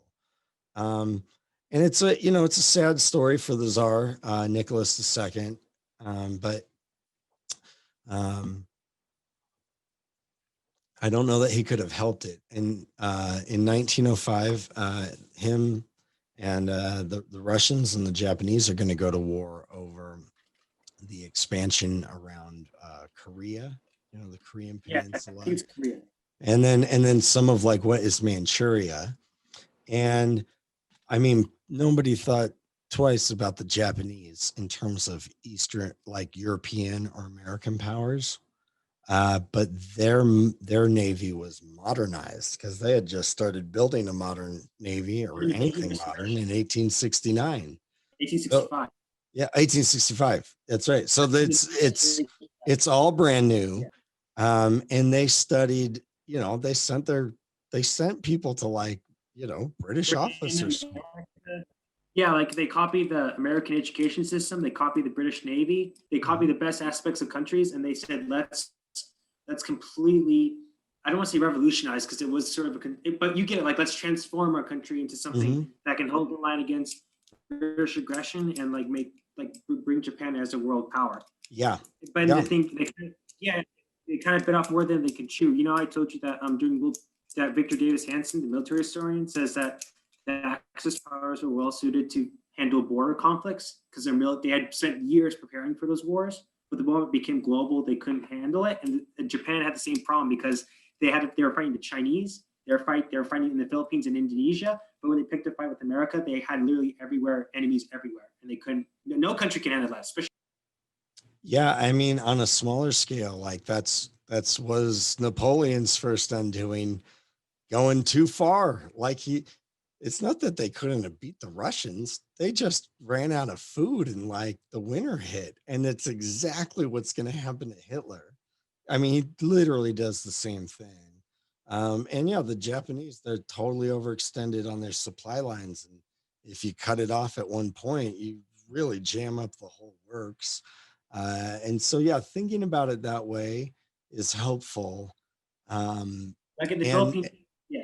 And realizing that like Japan very intentionally looked at Britain and said, okay, here's a small island nation who has the biggest navy in the world, and they rule a fourth of the world's population, but they're this little tiny island. Well, how'd they do it? Okay, well, they did it by going and taking colonies at strategic places all around the world and getting, kind of regional dominance over their neighbors through political intrigue. And they literally just copied Britain. And, everybody had said it wasn't okay when Japan did it, when they did it. Right. And that's one of the reasons Asian man's burden. We'll cut off the oil supply to Japan because we don't like the way they're being colonial, even though it's not very different from the way everybody else is being colonial. Yes, sir. I have a question about that. When I pointed this out to my family, they kind of jumped on me, not in a mean way, but I says, do you think that by setting up the oil embargo, was the United States kind of implying that they were wanting to go to war with the Japanese? Because like you posed a good point. Like I heard that they're selling oil companies to Nazi Germany for some years until like the war actually started. Like no. Do you see, like, do you think I'm not saying that they wanted to go to war, but at the same time, were they kind of, wasn't that a possibility that an outcome of that action would be? Yeah, it definitely was a possibility. And I think there's a lot to explore there, which we'll get to for sure when we get to World War II. Yeah, and we'll get to the 30s really. But thinking about that, because it's why they retaliate and attack Pearl Harbor, right? They feel like they're justified because an embargo is essentially and we were enforcing it with our Navy. So it's essentially like a blockade, which is an act of war. I mean, it's a declaration of war when you have a blockade. So, I mean, I think they felt justified. We as Americans never know about all the stuff with the oil and the colonialism and all that kind of complexity. So I think most people are like, well, why the hell did the Japanese do that? That was pretty stupid. It's like, but didn't they know we'd whoop their asses? No, they didn't know that. And they didn't actually know we'd all go full scale war. Like, maybe that would happen, but it would, like, none of that was predetermined. But it does point to like, when does the World War begin? I mean, this event is pretty drastic because it'll lead to the Tsar's downfall in Russia, because he's losing parts of the empire, and the Navy basically their entire Navy gets destroyed. Like it was really bad. And it leads to eventually the Russian Revolution. Yeah. What's that? Yeah, it's like they got destroyed twice. Once by surprise attack, and once when the Russians sent their whole navy around the world, and then they got beat again. Yeah, good. They went all the way around Africa. Yeah, and when they got there, they still all like wiped out. Oh yeah, Well, and like they weren't like they didn't even have the best technology. So Japan and their like network of communications was alerting, they were alerting the Japanese long before the Russians were getting there. So there was no element of surprise. Like it was just, it was, it was bad. I mean, it was just a classic example of like kind of an older superpower, not, leaning maybe a little bit too much on uh, Old their old strength. reputation. Yeah. Well, so I will have this stuff posted so you can kind of read through this. So it's a little bit on like colonialism and kind of the relation to Marxism or communism. And this organization in America, the Industrial Workers of the World, who is never huge. They're never more than like, I don't know. I don't think they ever get over 1 million actually. But their ranks, they always have people in their ranks, and they were uh, pretty much their ranks were small, but the people in them were like fiercely committed. And so they took, all kinds of acts of like social protest and staging sit-ins and strikes. Um, but them as a group didn't really succeed, but they pressed forward a lot of change that wound up taking place.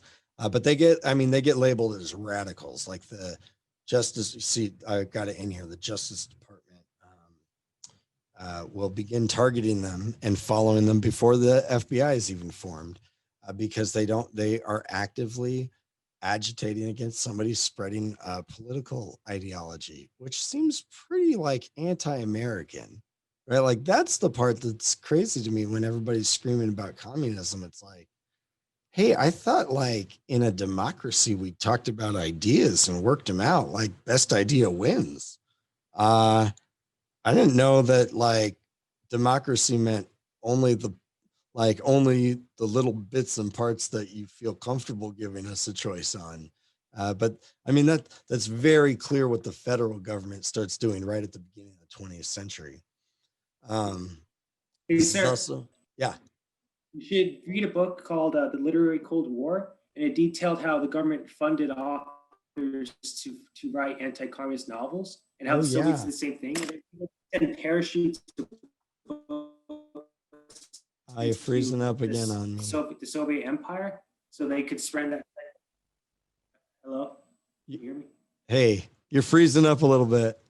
Um, I heard kind of what you're saying there. You hear me now? They also funded students on like most every college campus across America to try to sabotage or dig up dirt on, students in the Students for a Democratic Society, groups on campuses everywhere, which are not even, there weren't like communist groups even. They were just like left ideas. And yeah, like, it's a part of our history that I'm always surprised that people are not more upset about, not because they want communism, but because it seems dangerous to allow the government to, just suppress ideas like that. And speaking of ideas, Albert Einstein, changes the world, though it's not widely accepted right away. He has to fight against some preconceived ideas, but eventually, and he'll this is his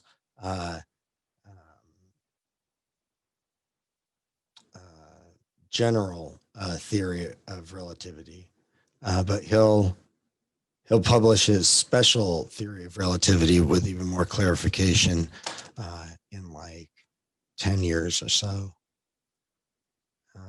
But this is what I meant when I'm like, hey, you can understand this if you want, and you can understand why somebody in this time period would be able to suddenly think about these things and figure it out, because it has to do with, time and space and the relationship to them. Like they're interconnected. You cannot have time without the space. It doesn't exist. And where you are in space is not really like in space, in the physical space isn't really where you are, it's where you were. Like I'm always moving, right? I'm not static at all. So they're linked together. But how would somebody even start thinking about those things at kind of like a conceptual level, thinking about them being relative to one another and how they can change and how changing one alters the other one? Before you had stuff like standardized time, kind of an understanding of global time and how it works, and um, you know, quick communication to where we'd have to have things like standardized time. So uh, it's set at this point in history because, well, Albert Einstein's a genius, but it's also he couldn't have had these revelations much earlier than this. Nobody could have, in my opinion, at least. So I think this is fun to get into and understand, like time travel and kind of how people talk about time travel, but how it's impossible, really. I mean, helps you understand that stuff though a little bit better. So this is a section. I'll be reorganizing this when I put it into story, but on the Russo-Japanese War, and just it being very fateful in terms of its outcomes and consequences, because Japan they get more global possessions. They get a foothold in China. And so for the Chinese, they're occupied, or part of them is occupied by an invading, pressing force of the Japanese since 1905, at least. And that does not end until 1945. So that's like 40 years. It doesn't end even when World War I ends. It's just a continual thing. So if you ask the Chinese, when it began, they might say then, right? The Japanese probably wouldn't say that because, that's not bad times yet. This is like a glory day for Japan, but really, hey, this is like the footprint of that Asian conflict. That's the first strike right there. We usually think of the beginning of World War II in terms of the Western, like the European theater, though, even in America, which is September 1st, 1939 is when the Nazis invaded Poland. That was. Yeah.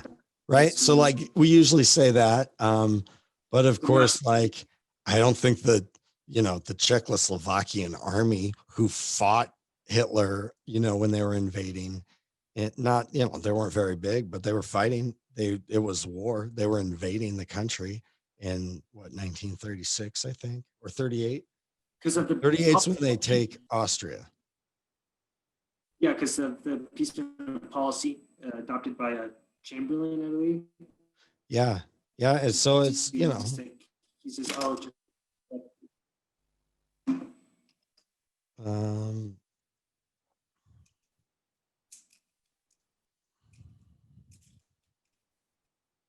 sir, for the group projects,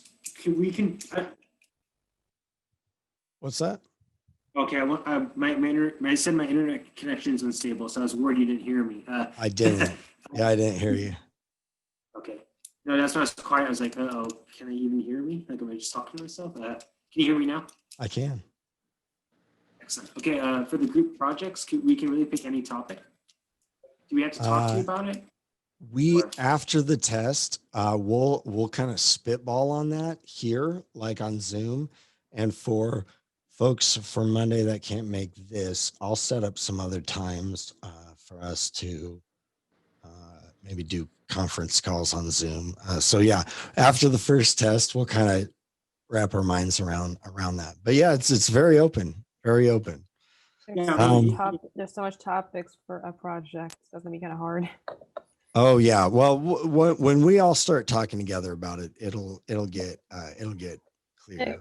Yeah, because you seem to kind of mention it. I started to think what I'm gonna do technically. Or wait, this is gonna be a group, right?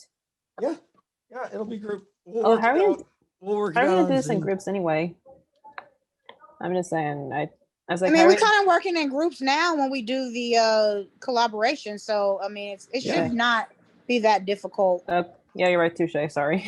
Yeah, right. No, it's Yeah, okay. exactly. No, yeah, you guys are already working kind of in group and having to work together and get on the same page with stuff. So, but what we'll do is like some of us will have ideas or like maybe multiple ideas or lots of questions, and others of us are overwhelmed with too many options or really just haven't thought about it enough and don't have much of a thing they want to grab onto. But as people are talking, the ideas become a little clearer. We clarify a lot of that. And then the uh, other people can go, that is what I want to do. Can I be a part of that group? I like that topic. I want to go with that. Or I just like you. I want to work with you. You seem like it'd be easy for my personality to get along with. So, but we'll do that next week. Can it be solo? What? Can it be solo? Like one person? Can a project be one person or no?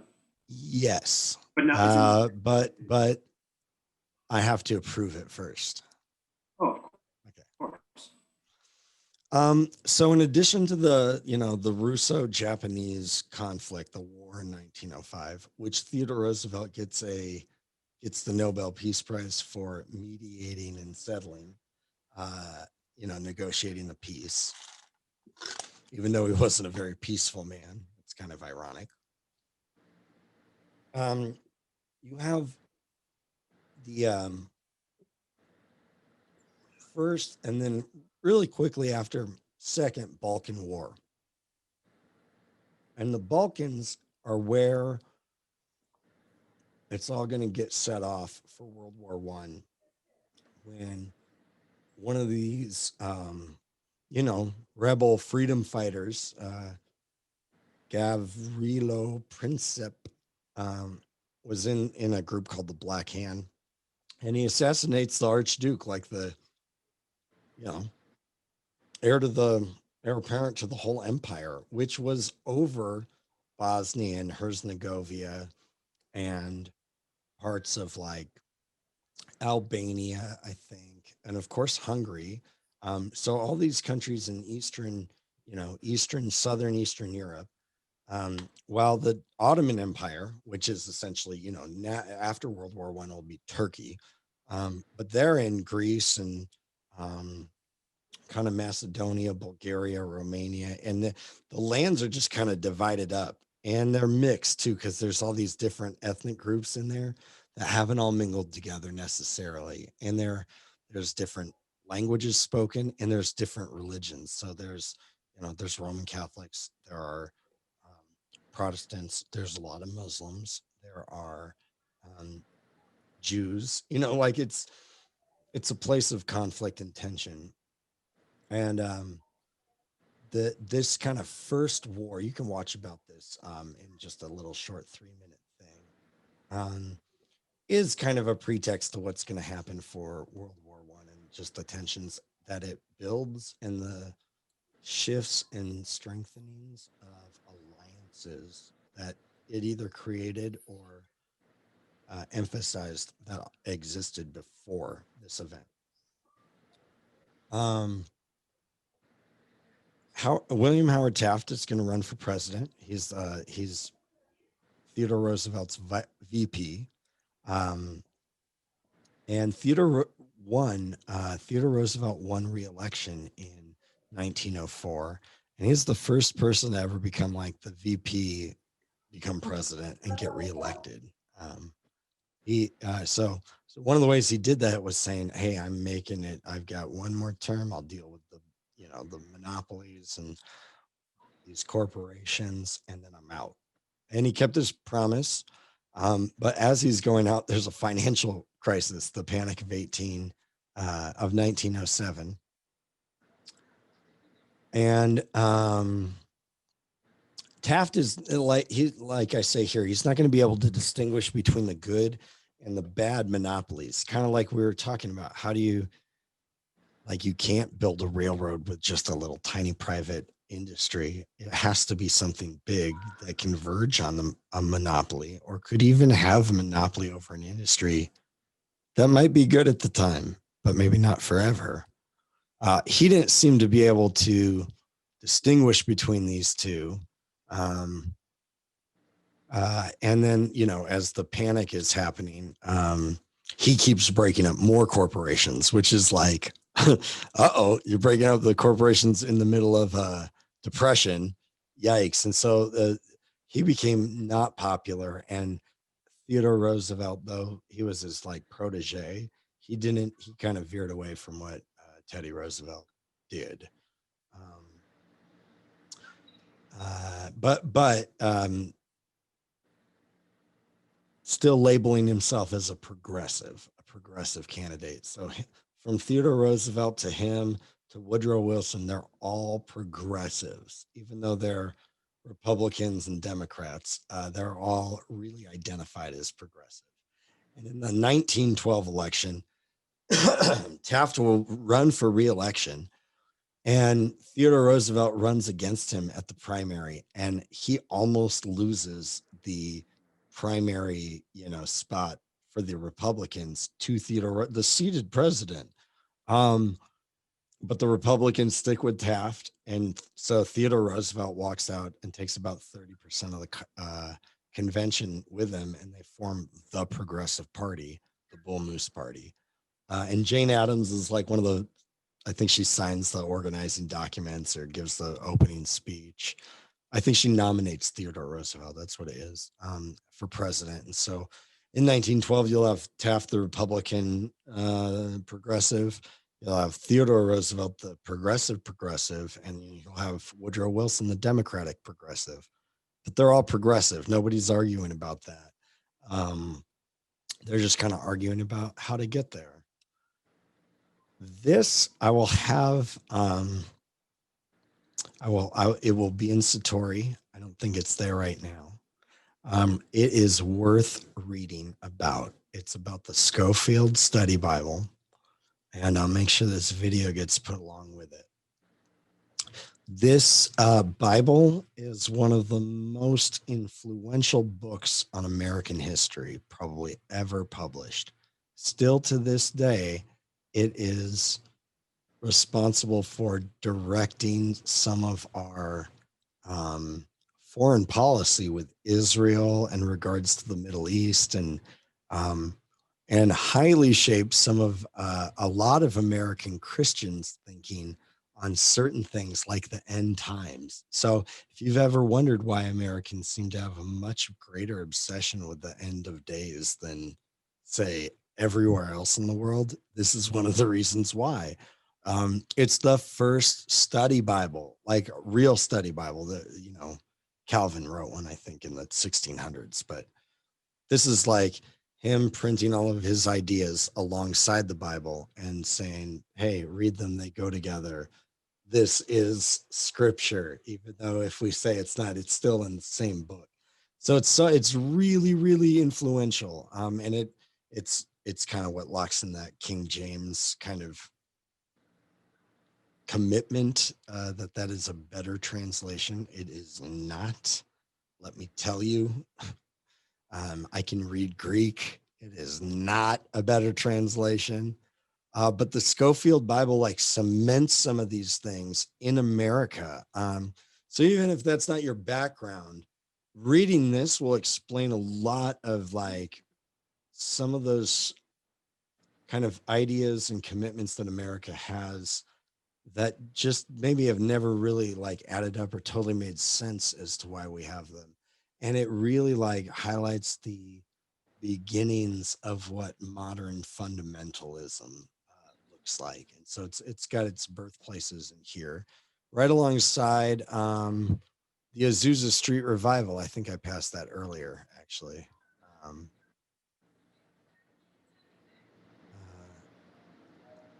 Where is that? Yeah, the Azusa Street Revival, which is a watch that. That's super fascinating. The rare footage from the 1906 San Francisco earthquake. But the Azusa Street that's out here locally, it's in Los Angeles, and this is like the beginning of modern Pentecostalism. You know, spiritual gifts, speaking in tongues, that kind of stuff, and lots of different denominations come out of this. A lot of dysfunctional stuff comes out of this. but it also adds to new life to like the 20th century missionary movement, which is less colonial in nature. Less, I'm not saying not void of. But this is the fastest growing branch of Christianity in the world. I mean, in Africa, like Pentecostalism's everywhere. It's really a huge force at work in our world right now. It's good to know kind of the origins of it, and where it springs from. They're fascinating, totally fascinating. This is also when we get the very first workings of color photos. It's also where we get plastic. This is right where the first plastic is made. And then, of course, the Model T goes into production. I mean, so can you see how quickly all those things are, like the technology-wise? This is really just right at the turn of the century is really where we probably feel a lot more familiar, right? Like, okay, people have electricity and cars and planes and radios and plastic. And even if it's really primitive versions of what we have, they still have it. Where, Yes, sir. where before plastic and electricity, it's like, it's really hard to even imagine life that way. Not me living as a mountain man, but like society functioning without plastic. I can't really think it. What are you going to say, Noah? I was going to mention two things. One is that the reason why growth was so good, was so immense in the 20s, was because of things like cars and how they were brought to scale in the 20s, like based on my economic knowledge, and also the World War I diverted resources from the economy. So the productivity improvements that occurred during that time period, they were delayed off until the 20s. So that's why growth during the 20s was so, well, there's a few other reasons, but that's among the reasons why growth was so strong in the 20s.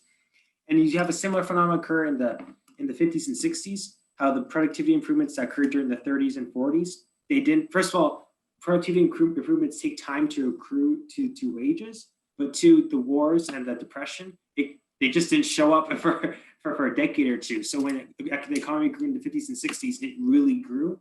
Another thing I want to mention is you're right about life, because I've heard Paul Krugman, for example, say that if you walked into a kitchen in 1950, you'd be irritated about certain things, like there's no Wi-Fi, or like there's no, the TV has this horrible cartoon on with 3 channels, but like it's black and white. Where's the microwave? Yeah, yeah, that's actually what he kind of said. Yeah, but when we go back to 1870, he'd be like, "This is like a pre-modern way of living." Yeah, like it's like I can't. Plumbing. That sounds hard to live in that world. I could live in the 50s, I think. I mean, like technology wise, but the 1870s, that sounds like, oh man, that's grueling. Were you gonna say something? Oh no, you're absolutely right, and I heard that also impacts politics too, because sensitivity is a big motivator for conservatism. Because the thing is, if everything around you is dangerous, like you're constantly having to like be wary of like new things and new ideas. Because also it's not just the material world; it's also ideas. And like, no, do you see? And the thing is, if you have things like plumbing and you clean up the area over the course of several decades, you don't need to be as conservative politically. You can entertain more ideas. Basically, I've read that from like Jonathan Haidt, for example. So it really is a big impact. Well, yeah, all this technology is allowing people to make, all kinds of just breakthroughs, right? Like going to the North Pole. This has been a struggle for, at least a decade now. I mean, people have tried probably for centuries, but certainly since the scientific revolution, there have been attempts, but I mean, it's very difficult terrain, obviously. So they make it there, but and then a few years later, Roald Amundsen is gonna get to the South Magnetic Pole. So like we've been to both poles. We got a telegram that can go around the world, and it's starting to go wireless. it's just encouraging exploration. Exploration it still feels like a golden age of exploration to kind of Western Civ at least. And this is where the Boy Scouts come in. Originally, they're British, and Sir Baden Powell started it as a regiment to prep young British boys for colonial and military service. It's like meant to precondition you to, go serve the government in this imperial, landscape. This, of course, is also when people rediscover the ruins at Machu Picchu. Like that was like barely over 100 years ago. Yeah, I mean, look at how much America's grown again, like another 20, 15 to 20 million people. We're twice the population of the entire Roman Empire at its height right now, in 1910. We're identifying cancer. The Mexican Revolution. I've got a video up on that. Watch it. This is something we should know much more about as Americans because it's our neighbors, and it's actually crazy. It's a very intriguing kind of revolution to find out about and read about. But it's on our borders, and it spills over into our borders a little bit, with Pancho Villa making raids into New Mexico, and the Huerta brothers are like, who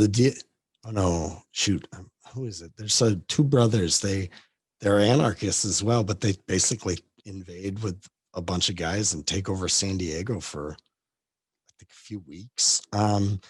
It gives the government, reason to go into Mexico, organize the army, get an expedition force, and then stretch out that new navy. And so, we go overland, but we really go by sea and pull into the port of Veracruz and like occupy Mexico and hold it at arms until we get guarantees that we're not gonna, have people coming over our borders. And it sets America's hand into Mexico much deeper, and it actually builds a lot of resentment from Mexico to America, which is ironic because so many white Americans resent Mexican immigration. But Mexico historically is like, from that point, it's like, oh, that's our neighbor. Like,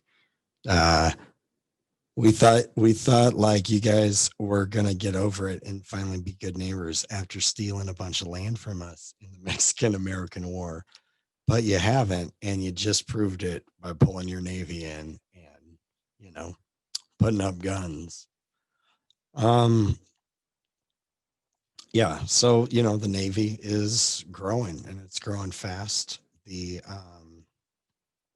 flight is developing, slowly. Look at this, the first cross-continental flight, 48 days. I mean, you're flying very slowly.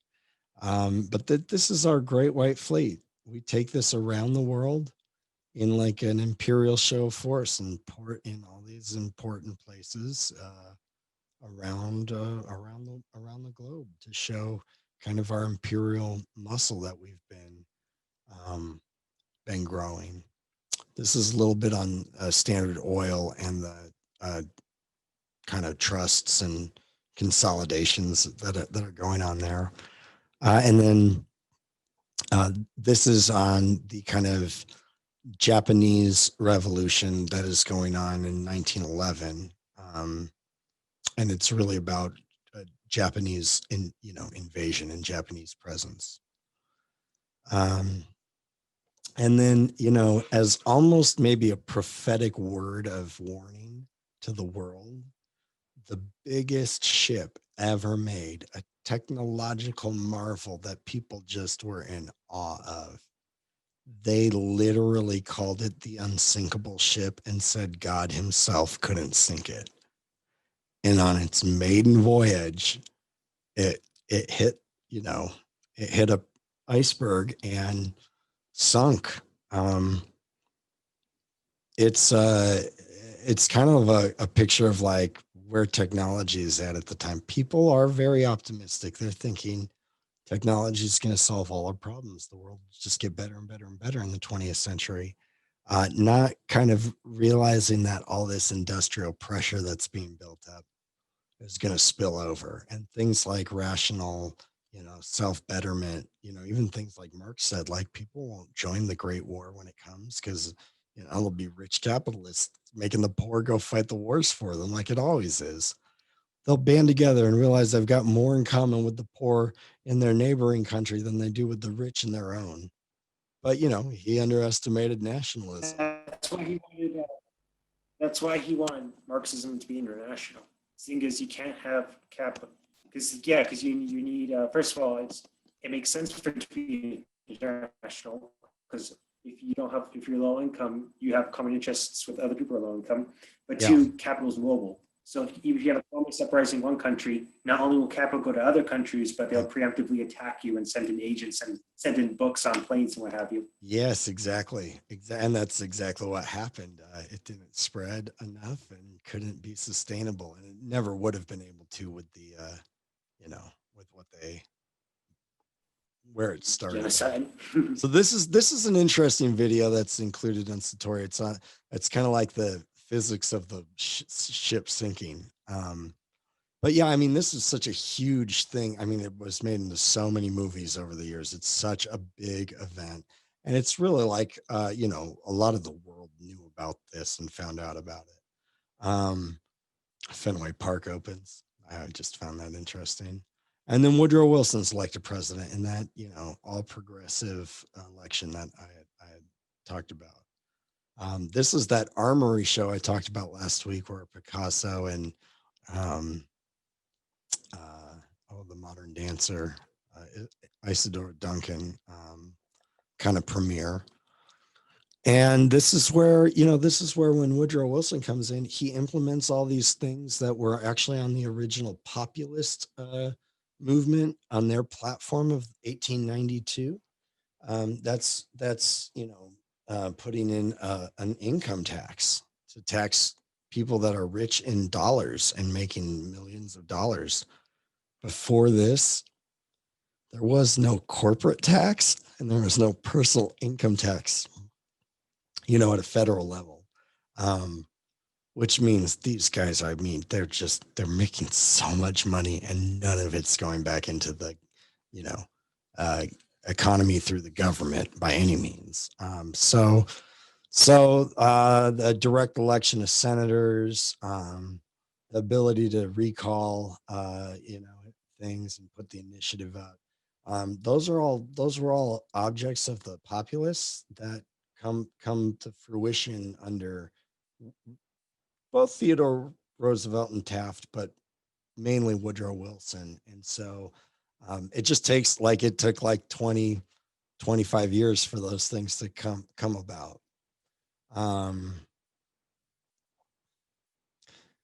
Yeah, there's a lot to talk about in here, and I might even go back after our test to talk about some of these other things like the Federal Reserve, because we'll probably talk about that in relationship to the 20s.